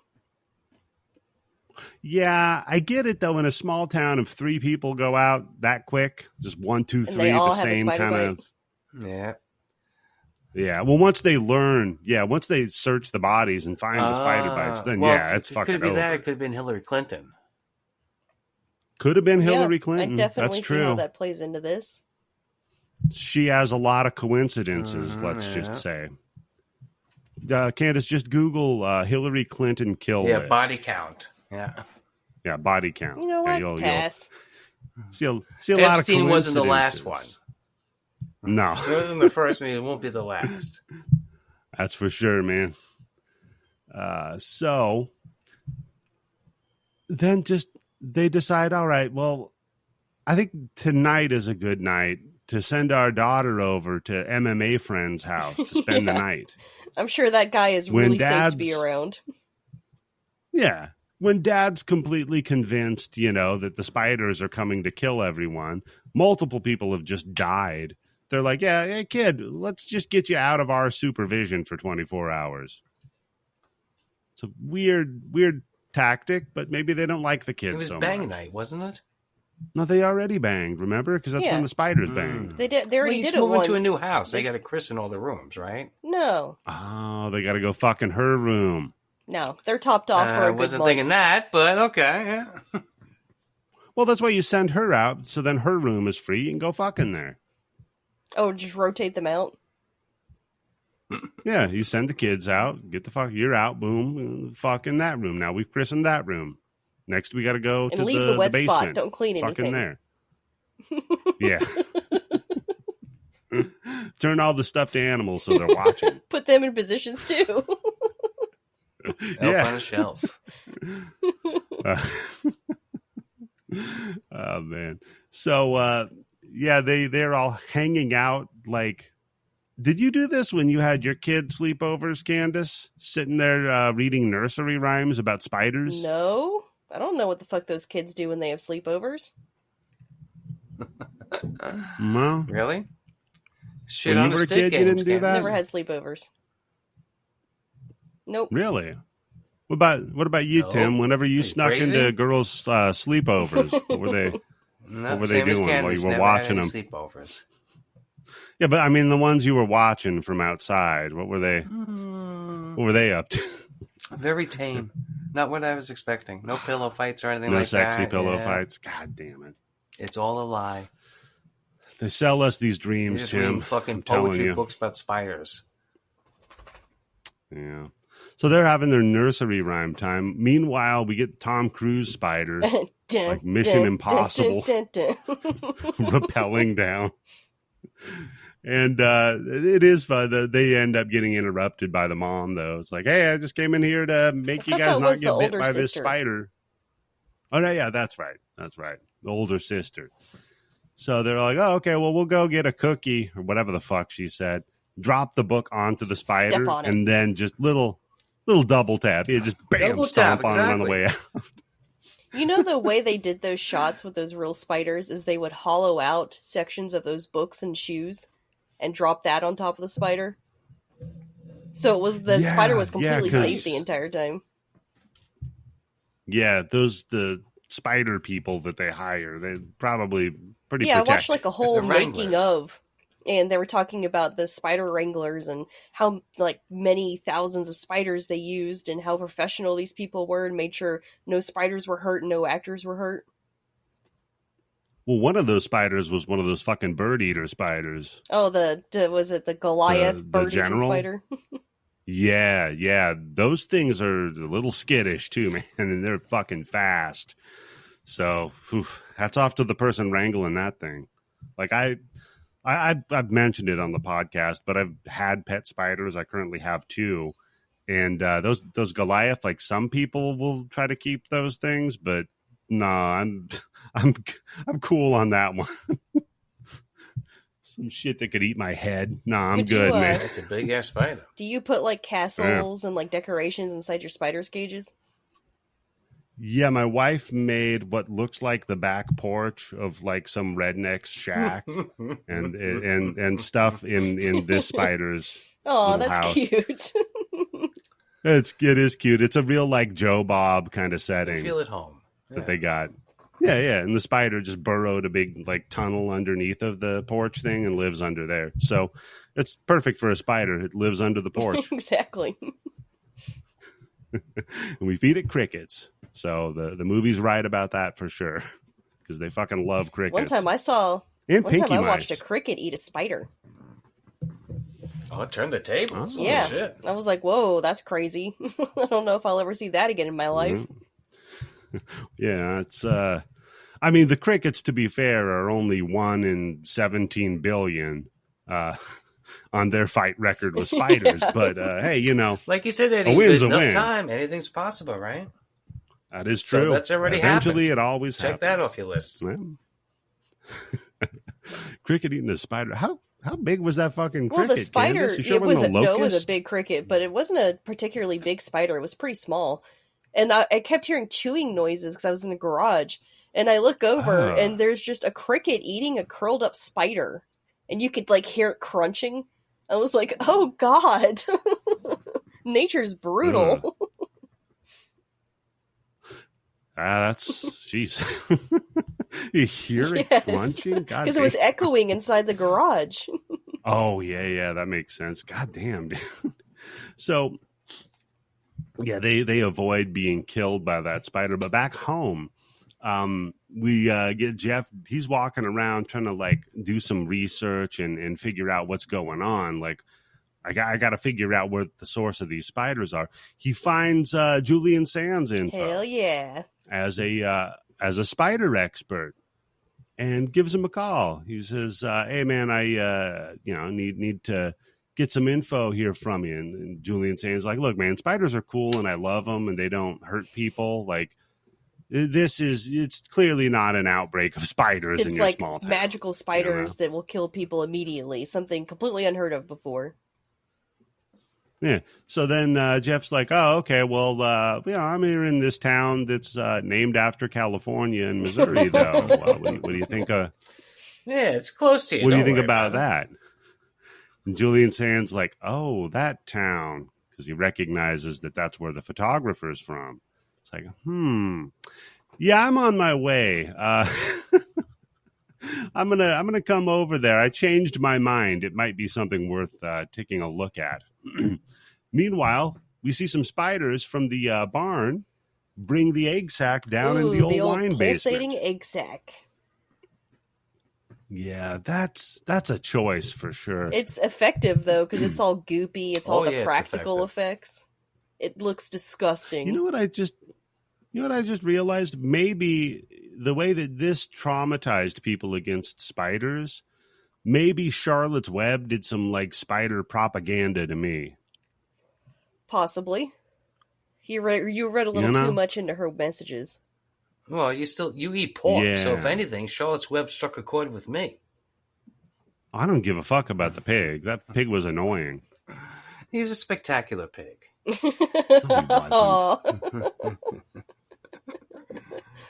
No, Spider was the OG fucking hype man, though. I'll tell you that right now.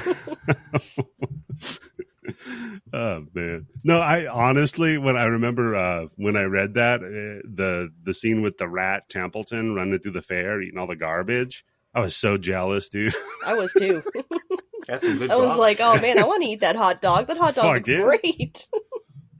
The hot dog's fine. It's got one bite taken out of it, man. Come on. Ain't just nothing eat it wrong from with the other popcorn. end. Yeah, exactly. It's bite from the other side of it, man. No germs there. That's how it works, right? I'm sure it's safe. So Julian Sands sends his assistant Chris, the spider assistant, for quite a while in this movie. He does, yeah. Because you have him pegged as soon as he shows up. You're like, oh, he's gonna die. Yeah. Yep. We're just adding to the body count. Well, he comes over to, while they're investigating the bodies, looking for the spider bites on them. Because he's like, yeah, it's probably not that. And he's like, well, really? There's a spider bite on the old doctor's toe. He's like, okay, well, that's one. Like, all right, well, let's look at the other bodies.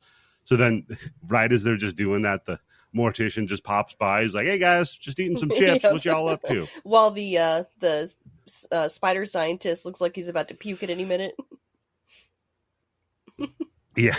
Yeah. And I was like, all right, well, see you. I just wanted to remind you I'm here and I like eating food around bodies. I just love old gags like that. It is a fun one, you know? And to make fun of it specifically in your movie, that's, you got me. That'll get a smile. It's out a charming I won't touch. laugh, but it'll get a smile. It is. Tim doesn't like charming things. I'm not charming, no. Doesn't like that. He's got a problem with fun. We've established he's a this whole long. barrel of laughs, old Tim here. Yeah. He's probably just off because he got his dinner a little earlier than he's used to. God damn it. A little earlier, a little tougher, a little less flavorful than he's used to. Maybe they ran out, or no, damn it. I was going to say maybe they ran out of the meat, but you were early. Maybe they developed a time limit. No, I just think we got a bad piece of meat, which, like I said, if we would have gotten there, I can blame my wife a little bit too, all right? If we would have gotten there a little bit earlier than later, then we would have got a different piece of meat, maybe a little bit better, but... Well, you'll never know, and you'll have to live with that knowledge, Tim.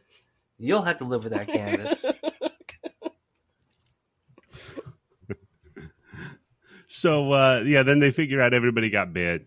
And then they're like, all right, well, I guess we have to call Julian Sands again about it. So they tell him, and they're like, hey, Julian Sands, we know you're a famous actor and everything, but it is a spider bites, 3 of them.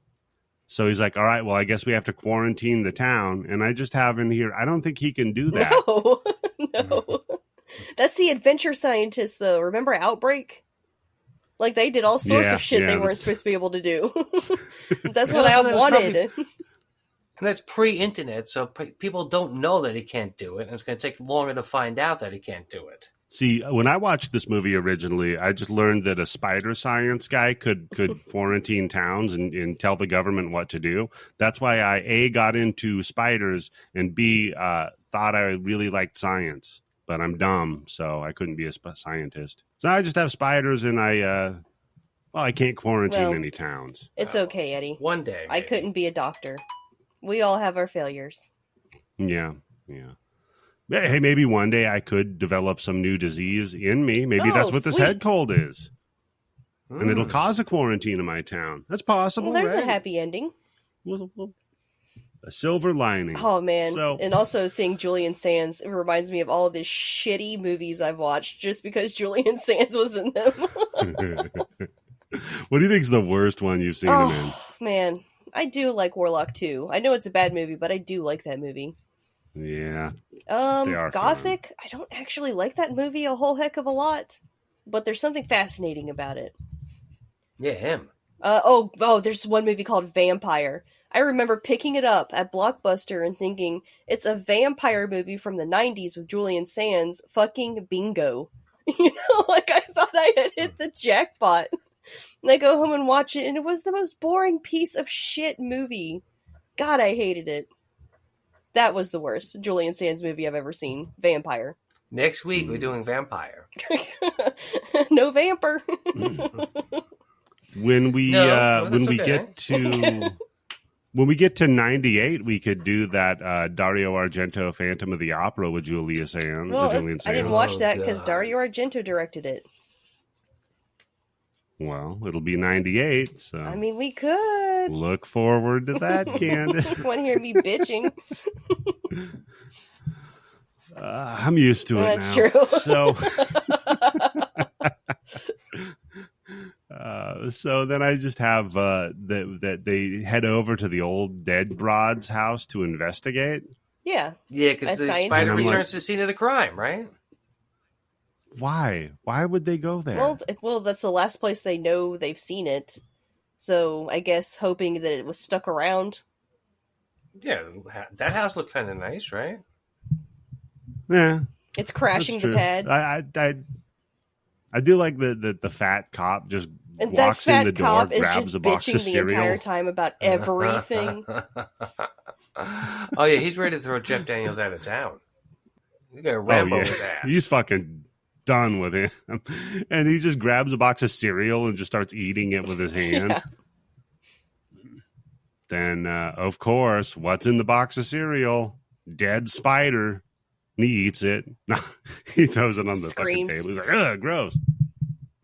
And while this is taking place, we cut to some other broad taking a shower. This was the scene that my husband said that he just cannot stand. This was the one that scarred him for life. He said the thought of being naked in a shower and a spider drops on you and crawls down your body. He like I said, just freaked him out so much. Yeah, because it drops down, and we get a little cleavage shot here, Tim. Little something, not a full boob, but it's Spielberg. Is a teenager, and what are you gonna do? Calm down, Eddie. Yeah, well, they didn't say what side of teen, so she's still in high school. Could be. Yeah, I mean, maybe super senior. Fingers crossed. Please be super senior. Please be super senior. I mean, we know her dad's the coach. Oh yeah, he just keeps holding her back because she's the best in track. Yeah, she's just bigger than all the 35. Other kids. No, I'm just saying, like, if his intellect is any indication of like the genetics being passed down, maybe she may have been held back. That's true. But Spider just gets on her fucking head and then crawls down her naked body.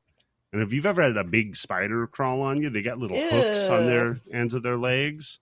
That's how they hang on to things, Candice. Is they have these little hairs that. Did you ever see Spider-Man? But okay, well, I watched Spider-Man, but I didn't want to believe anything that he did was something a spider could do. Yeah, Candice, didn't you ever watch the documentary Spider-Man? My favorite part was the Macho Man Randy Savage. Directed by Dr. Raimi. Yeah, Dr. Raimi directed it. Oh, man. The third one's probably the most medically accurate of them. With the symbiote. Oh, yeah. Yeah. How you get changed into a sand person. Yeah. He was perfect for Sandman, though. He has the look, that was a good casting. Speaking of Sideways, definitely got the look. Yeah. And Demon Knight. Yeah, his nipples on fire. Yep. Oh, yeah. I got to watch that. Man, I'll throw one of those on tonight. I'll throw one of those on tonight. Is there a lot of, like, penetrative sex happening in it? Uh-oh. Yes. And one episode in particular has a lot of it, but there's a lot of sex talk. A lot. Okay. Well, then I'm definitely going to watch that tonight. Glad I sold you on it. My wife. Yeah. My wife's been getting on my nerves lately. I'm going to get and get myself spun up. To do what? Take it out on her. To punish her. Candice, every man after they're married for so long eventually just uses sex as like a punishment for bad behavior. Because, women don't enjoy it. Just ask Ben Shapiro. Got to do something. Yeah, just ask Ben Shapiro, my personal Jordan hero. Peterson also you can add to that list probably. Yeah. Just ask fucking Nazi Mickey Mouse, Ben Shapiro. Oh, God, that reminds me of a story my husband told me that was so fucking wild to think about. He said that him and his buddy were, like, talking about sex. And his, like, third wheel buddy, the one that nobody really likes, but for some reason he's still around.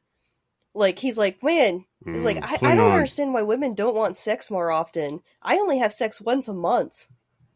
He's like, women just don't want sex as much as guys do. And like both future Mr. Candice and his buddy looked at each other and looked at him and they're like, that's not true, dude. Yeah, you tell it on yourself. Yeah.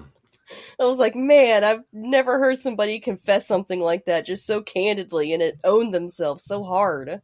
Yeah, that's a pretty hard dunk on himself right there. God damn. Oh, that fucking sucks, man. Did they bring Constantly, it up to him? Yes. Like, hey, dude, look. Oh, that's good. That's good. That's a good friend then. All Very the time. good. And he's still a third wheel? Fuck, he's desperate. Somebody you keep around that you hate. That's a good friend. Everybody's got to dunk on one friend. Oh, man. It's true. That's why we have you around. So, oh, man. So, yeah, they stomp around through the house. They find that fucking dead spider. Then Julian Sands shows up to perform the autopsy on the spider. And he's going through looking at it. It's like, no sex organs. That's weird. It crossbred with like a American. They're like the Africanized honeybees. I guess. Yeah. So I guess now it's I don't know. And now it's going to vote for Trump.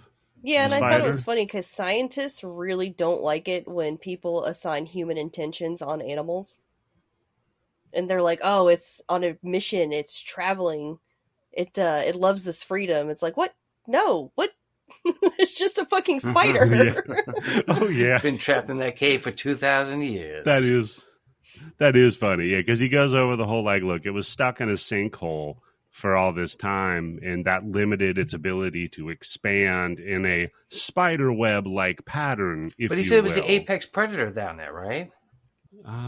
Yeah. Didn't he? Nothing, because the only other thing down there that fucks it up is other spiders. That's why they have to move it. That's why they have to, the queen has to be, away from the other spiders. So, yeah, then they're like, so basically what's going to happen is it's going to lay another nest of eggs that are all queens, and they're going to expand out and eventually take over America. And then we're going to live under the spiders regime. Those are the few of us that are lucky enough to be kept alive. We will be the ones in cages, living under porches. Yep. Yeah, I'll be living under a porch, eating crickets. You know what? We kind of deserve it. If we think about it, really. Man, fuck those spiders. We kind of deserve a little. I don't see what they did that was so great. They do a lot. They do a lot for you, Candice. I don't know what they've done for me lately. If it wasn't for spiders, there would be no cotton candy. Never mind. Wait a minute. Hold on. No, it's nothing. Nothing. That's a lot of laughing for nothing. So anyway, we cut to the fat corner and his wife, and they're home eating popcorn, watching Wheel of Fortune. Man, they look like they're having the time of their fucking lives watching this Wheel of Fortune. I was jealous. They made themselves like a charcuterie board of like ding-dongs and ho-hos. It was a pretty good setup they had. I got to admit, I was pretty fucking jealous. They were like, oh, what kind of butter do you want on the popcorn? You want real or fake? That's dedication to have both. Why would you ever put fake? Exactly. Does anybody do that? Like have both butter and margarine in their house? No, I always thought it was one or the other. Yeah. Yeah. So yeah, okay. Now I don't trust this guy. I think it means their snack game is strong. If they do this much planning, that is, yeah. Yeah, but who takes the artificial butter over the real butter for popcorn? Well, maybe sometimes you got a hankering for something fake. Yeah, it could be one of those artificial oils that are seasoned to like taste like butter. It's got a certain tang to it. That's specifically for. It's kind of like you go to McDonald's for a cheeseburger, not because you want a good cheeseburger, but because you want a McDonald's cheeseburger. Oh yeah, I know that feeling. Yeah, it's like cheddar and American cheese, right? One of them is cheese, the other one's some plastic thing. But goddamn, isn't it good for a grilled cheese? Like, that's the move, you know? So, yeah, he, and I just had in here, how much worse would it be if he tried to do the popcorn trick? Oh. And then the spider bit him. The spider bit his cock. But instead, he reaches and gets a big fistful of popcorn. We see the spider in it, and then he motions up to his fucking mouth. He's going to just chow down on the Spidey. Okay. No, this is where I have in here, that's Mimi from the Drew Carey Show. Okay. Wow, again, Candice, you're late. Yeah. You got to work on your timing, Candice. So then we go back to the doctor's office where Julian Sands is walking around for some reason. And he sees the photos that Molly, the wife, has been taking of the barn. And in particular, one of a web in the barn. And he just points to that and he's like, where is that? And the nurse or whoever is like, that's the doctor's house. It's in their barn that his wife takes photos. Like, take me there immediately.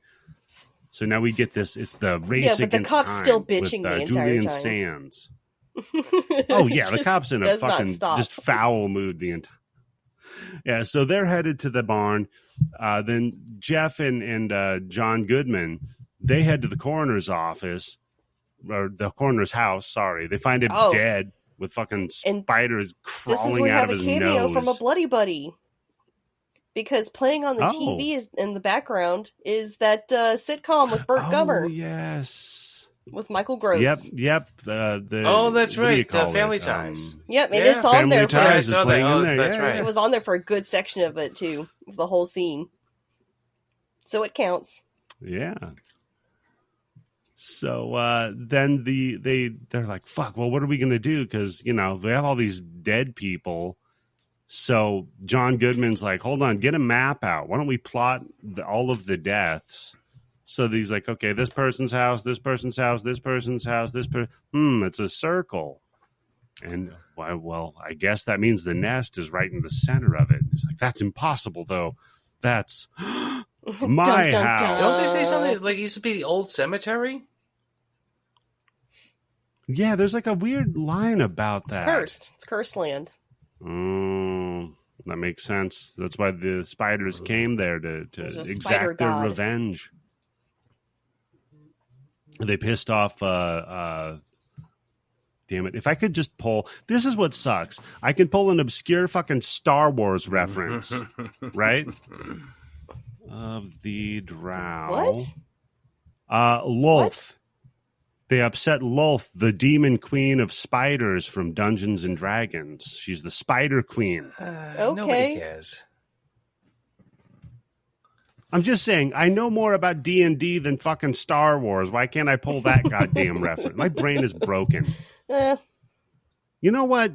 Where's it? I'm going to have my spider bite me real quick and just see if it kills me. Or maybe see if it accelerates your powers.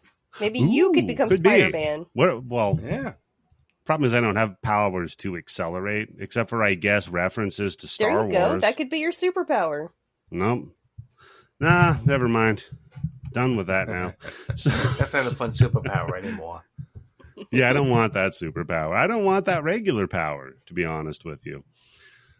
So, yeah, they figure out that it's the center is in the house. So we have Warlock, Julian Sands. He pops into the barn. He's looking around, and he sees like cats, mummified, and rats, and bats, and a book of cliches hanging from a spider web. So wouldn't it be funny if he saw the crow? another big bird from the beginning of the movie. Oh yeah, that'd be good. Just that fucking big ass crow hanging upside down, blood dripping out of its mouth. So then he reaches up and he finds a little like web sticking down. He's like, like he's trying to like taunt it out. Yeah, because you had seen him do it earlier, where he like to let him know it's dinner time. He would like tickle the web, so it feels like there's prey attached to it. Yeah, maybe not the best move in this barn with spiders that can kill you. Yeah, with one bite, very quickly. So, surprise, surprise, when he tries to tell the giant spider that there's food there, the giant spider leaps down and bites him. Yep, and I said, R.I.P. King, taken out by a queen. Taken out by a queen. And you know what? In the third act, so hats off, he stuck around a good long time. Lived on in my heart forever. I'm okay with that. He really is fun. He really does brighten up any movie. Yeah, he's got a shit ton of charisma. And I've heard so many interviews with him, and he sounded like he was exactly as you think he would be. Like very erudite and well-spoken and polite, but also kind of like, there's like a little bit of like a coquettishness to him. Really love Julian Sands. So he's dead. John Goodman goes to the trunk and he pulls out his private stock of bug spray because he's tried spraying. Yeah, because he's tried spraying one of the spiders before and it did nothing, and he had to stomp on it. We get a good slimy boot from that shit. But yeah, Tim, you're right. This isn't bugs, but he's just spraying acid. Yeah, that's what it looks like. Wood that's in the basement, the whole house is going to collapse. Yeah, that whole place is just going to be like a toxic pit with all the acid they spray on there. Then they burn everything down, man. Yeah, nobody's going to be able to live there. And you know what? Maybe that's what the ghosts at the cemetery wanted. They wanted to salt the earth. Because I saw that episode of Supernatural where it was the... I haven't watched any new episodes of it since last time. I've been too busy with the fucking catfish show. Oh, because that's more important than Supernatural? Absolutely. Because I'll tell you what, Supernatural is more believable than that fucking Johnny Depp would fuck that bitch. That's so crazy because I've gotten those messages on Instagram and shit and Twitter where they're like, oh, this is so-and-so. I see you liked my photo. You seem interesting. And I'm like, who the fuck falls for this? Clearly some people do. Does, yeah. So crazy. Oh, man. I've never gotten that. I've never gotten like, hey, I'm Margot Robbie. And I need money. I don't know who to fucking... Because all of my references are like from the 90s. I'm Sharon Stone. Will you lend me some money? I send Margot Robbie some money just in case it's really hot. It's insurance. None of my references are current. I don't know what to tell you guys. So he just starts spraying fucking acid on all these spiders, and it works because it's acid. And he's just taking the fucking the barn down. Then he gets a good jump scare from Julian Sands just bungee jumping down on the goddamn spider web right in front of him. Then Jeff heads in the house because he's got to rescue the family. And yeah, I have the note. Yeah, they're watching Family Ties, talking about like demons on it or some shit. I have no idea. That's some bizarre. Was that the demon possession episode for Halloween? Oh, I remember that Family Ties. Yeah. Yeah. I think it was the one where the guy that painted the family at the beginning of every episode painted a demon. Oh, man, and a red door. For that episode. And it kept getting closer and closer to the family each episode. So, Jeff... I kind of want to see this now. You know what? This sounds like a good show. Can we get Michael Gross CGI him into it? Because now, then I'm on. Then I'm on board. He's still alive, isn't he? Maybe that's why Michael J. Fox became a frightener. Was because of the demon from Family Ties that haunted him so. He had to figure out a way to hunt them. Yeah, I know. Never mind.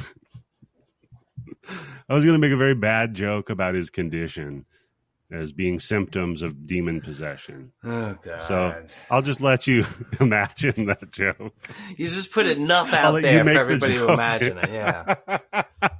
It's not my fault you have an imagination, right? Yeah, you did it. You came up with it. I just, said it. I didn't say the joke. I'm a good person. Oh, man. So he heads in the house and everything's normal. And he's all like, hey, guys, let's get out of the house real quick. And you just see a spider crawl on the TV screen. And then a couple more on the wall. And then this dude, Candice, for your husband, this had to have him clutching at himself. This is like the roaches from the end of Creepshow, the final segment. Oh, yeah. Did that one fuck yes. You up? Oh, fuck that thing. No. That movie has no ending to me. The way they all climbed into those aren't roaches. Those are water bugs. Yeah. Ugh. Did you ever? I read the graphic novel version of that, and it's the artwork on it is fantastic. It is really nice. Like, especially when all of them are coming out of his mouth at the end of it, and it almost like his mouth is like stretched, like doing a natural. Up, Eddie. And then one that goes in his ear. I wasn't talking about the roaches. I was talking about his mouth. Full of roaches. Shut up. Yeah. So yeah. It must have been like scene that John for Belushi your does husband. in Animal House? Just imagine that, but it's a mouthful of roaches. Yeah, so all the listeners, just imagine that, but with spiders that will kill you with one bite. Yeah. And they're just climbing all over the fucking house. It's metal as shit because they're dropping on everything. Fucking everything's falling apart. They're just knocking shit over, like setting the house on fire, fucking everything up. Dude just falls. Jeff Daniels just gets everybody up to the roof. It's like, all right, everybody climb off the roof, and they the fancy ladder that you put up on your house for weeds to grow on? Yeah. And it's not for weeds, it's for like rose bushes. I thought it was for ivory or something like that, right? You mean for ivy? For ivory? Like the soap. Some people do rose bushes, some people do like ivy or some kind of vine. Yeah, when elephants try to gore your house, their tusks break off. I don't think so, Tim. So he gets them all out of the house, but then the lattices fall down off of it. And he's like, oh fuck. So he runs downstairs, crashes through the fucking floor into the basement. So he's in the belly of the beast now with the queen. His wine. And his wine, which apparently is like, 200 proof. Yeah. So I was wondering that too. That is impossible. That's what I was thinking. Yeah. So I fucked around with winemaking, beer brewing, mead, that kind of stuff. And for something to burn, the only way you could get it to that proof of alcohol is you have to distill it. Wine will never get that That's strong. Everclear, right? It's just impossible. No, I mean, Tim, vodka will burn. And vodka's only 80 proof, where on the face of the earth. Like 150. Do that. No. You usually get hard capped out at about 20%, and that's not near enough. And that's night train. Yeah. It could be. Yeah, maybe his wine collection has some night vintage night train. It has some misprinted bottles, Oh, yeah. He keeps it. No, that was a white he was throwing, so it would have been Thunderbird. Charles will get that reference. Things Charlie will know. He's our bum wine dude. Yeah, Charlie will know. So, and then I just have like the tiniest wine rack falls on his back. Yeah, he's pinned. And it's empty, by the way. He's pinned by like what you would have a thimble collection in. This is a good intro horror movie because there's danger, but not too much danger. He's going to be fine. Yeah. So he's just pinned and he's like hucking bottles at the spider. And the spider is still coming after him. Yeah, down there in the basement where there are no other spiders. It's the perfect environment for her. So he gets in like a fight with the spider. Yep, pretty much. That's what this scene is him like lobbing bottles at it, chasing it, doing the hairspray lighter trick. And then the spider launches through the fire at him on fire, and he wrestles with it. Great. He tries to do a drop toe hold on it, but it's got 8 legs, so it just doesn't work, And he gets it in a rear naked choke. He's got the spider tapping out. It's but he's stuck down there. Can't move now. The spider's got him pinned down, and you see him just freeze, like that fear sets in on him. Like when he was a child. He keeps freezing up in this movie because he's scared of spiders. And so the spider climbs up on him, and luckily there's like a ruler or a broken board on his stomach, and the spider climbs on that. So he catapults it off of his stomach. 1, 2, 3, go! And it goes fucking flying, slams into the circuit breaker for his house, and he just nail guns it on fire to its own egg sac. It was the perfect shot. The perfect shot. And he even looked surprised at it. He was like, "Oh, that's good." He's like, "I'm also an expert marksman. I'm not just a doctor. Hands. I'm an excellent nail gun." Oh, Tim. Is he secretly the nail gun massacre killer? The timeline lines up. No, he's too old. As do all of the facts. No, wait. That came out. What year did that come out in? That came out in the 90s or 2000s? I really don't know. I just think it's fun to talk about. Oh, it's always fun to talk about nail gun massacre. Yeah. Oh, yeah. Dude, I could cover that movie again. Well, we might be covering it again with somebody who's writing the novelization of it. That is true. I gotta check back in on him. I wonder if he's still alive and okay. Well, that's true. I haven't seen anything in a while. And then I just have a note here again that I want a nail gun. Okay, good when's note. Your birthday? And, yeah. And that would be enough to end the movie. But I've got to admit, I love the actual end. What we cut to is they've moved back to San Francisco. They're like, fuck that small town. Fuck this noise. But then earthquakes hit. The devil let you know, right? Toast to a new life. And then, the building shakes. Causes the record that they're listening to scratch and knocks over the wine. And credits. Too bad you weren't watching this last night when the earthquake hit. Oh, yeah, that would have been fun. Had a 4X experience at home. I would have. God, that would have been good. Yeah. Right when that earthquake hits. You know what, guys? If you ever build a time machine, 1 hour and 41 minutes into the movie, sync that up with an earthquake. Real immersive experience. That's real 4D. Mm-hmm. So, I think that about does it for Arachnophobia. Candice, excellent suggestion. Thank you. Good pick. Make your husband watch it again. No. Get him high first. And he's horny, right? He's got a fear boner. Does he? Can you get 8-legged freaks? You think you could just trick him? Tell him it's about like crabs? That movie. It's Arachnophobia itself that freaks him out so much. I think what's more worrying about that isn't that it's an exception to his arachnophobia rule. I think it's that he likes the movie 8-legged freaks. Yeah, he does like that movie. Yeah, that's not a good movie. No. Well, what do you do? No one's but perfect. It's fun. So Po Buddy's nerfing. No, that's fine. That's very true. So, Candice, I've got to ask you if there is anything that you want people to pay attention to on the internet. Just at HorrorHoochie69 on Instagram and Twitter. Okay, and you can also follow Tim at Yobo Gold on X. Mm-hmm. X. Let me say, every time now I said the link, a text message link, and right before I hit it, it says x.com. Wait, what am I sending?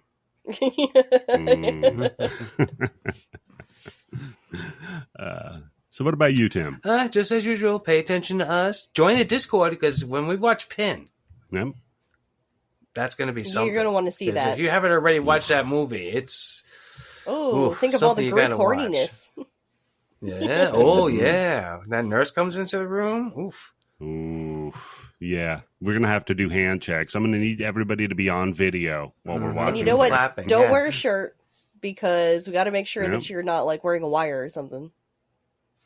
Yep. I'm going to need to see today's newspaper and a quarter for scale as well. So I won't be on camera. No hand checks for me. But, I get special privileges with that. So, yeah, I would say then, Tim, you got what else going on? No, just... No podcasts, nothing? No, I think the last one I did for Grime Bin already came out. Penitentiary 3. That was, I think, last week or the week before. That's good because that's... no, it's actually Penitentiary 2, not 3. Mr. T and the little person from Bad Santa are in the same movie together. There's a fun one. So yeah, check out the Grime Bin, Mustachio Podcastio, obviously. Yeah. Everything I learned from movies. And yeah, I'm going to be on there pretty soon. We have to hammer out exactly the schedule, but I'm supposed to be joining them shortly. All right. So, yeah, I'd say check that out. Go check us out at patreon.com/bloodybits to get access to the blood bank. How many movies now? With 6,500 movies. Jesus Christ. I know. The number just keeps getting bigger and bigger. It's like too much movies almost. It almost is. In fact, to give you less choices so you can actually decide what you want to watch. In fact, I'm going to give each of you, I've got a pick for each of you. So, Tim, for you, I've got the movie President Evil. Oh, God. Is it Joe Biden? No, it's Donald Trump. It's some here we go. In this low-budget spoof remake of Halloween, a racist serial killer armed with a large butcher knife and masked as President of the United States, Donald Trump, oh my God, targets a group of young Muslim, Mexican, and Haitian American women days before the November midterm election. What? You think there's going to be a scene where he kills somebody on an escalator? Oh, man. No, maybe he's going to kill people and put them in boxes and keep them stored in his Mar-a-Lago. So that's one for you, Tim. Candice, for you, I've got Violent Shit. Oh, that sounds delightful. Wow. Yep. Rome is shattered by a series of gruesome murders that paint the eternal city deep red. Yeah. Rome. Yep. The suspicion grows. But it's in Georgia. It's Rome. It's Rome, Missouri. The suspicion grows that these atrocious crimes are connected with the return of one of the most heinous serial killers of all time, Carl the Butcher. Who? Carl the Butcher? Carl the Butcher. The Butcher. That's a guy you know. That's a guy you go to. Yeah, I think that was the name of the butcher in the Brady Bunch. Sam. Alice stated? Sam. That's not a very Sam distinctive the Butcher. name. That's all right. If you don't like those, we've also got Women's Prison Massacre from 1983. I can see panties in the cover art. It's 83. Come on. Yeah, so that looks fantastic, and you can get access to that and more at patreon.com/bloodybits. Coming up next week, we're going to be joined by Matt Anderson. Oh, okay, cool. And we are going to be closing out the year of 1990 with Gremlins 2. Oh, shit. Oh, my God, I'm so excited. This is going to be so much fun. Make sure you're there on time, Candice, because if you're not, we're starting without you. Well, she's going to be there with bells on, or is that her dog? That's not me. That's my wife playing with a cat. So for Candice, Tim's wife, the cat, and Candice's inability to know what time it is, this is how we end it.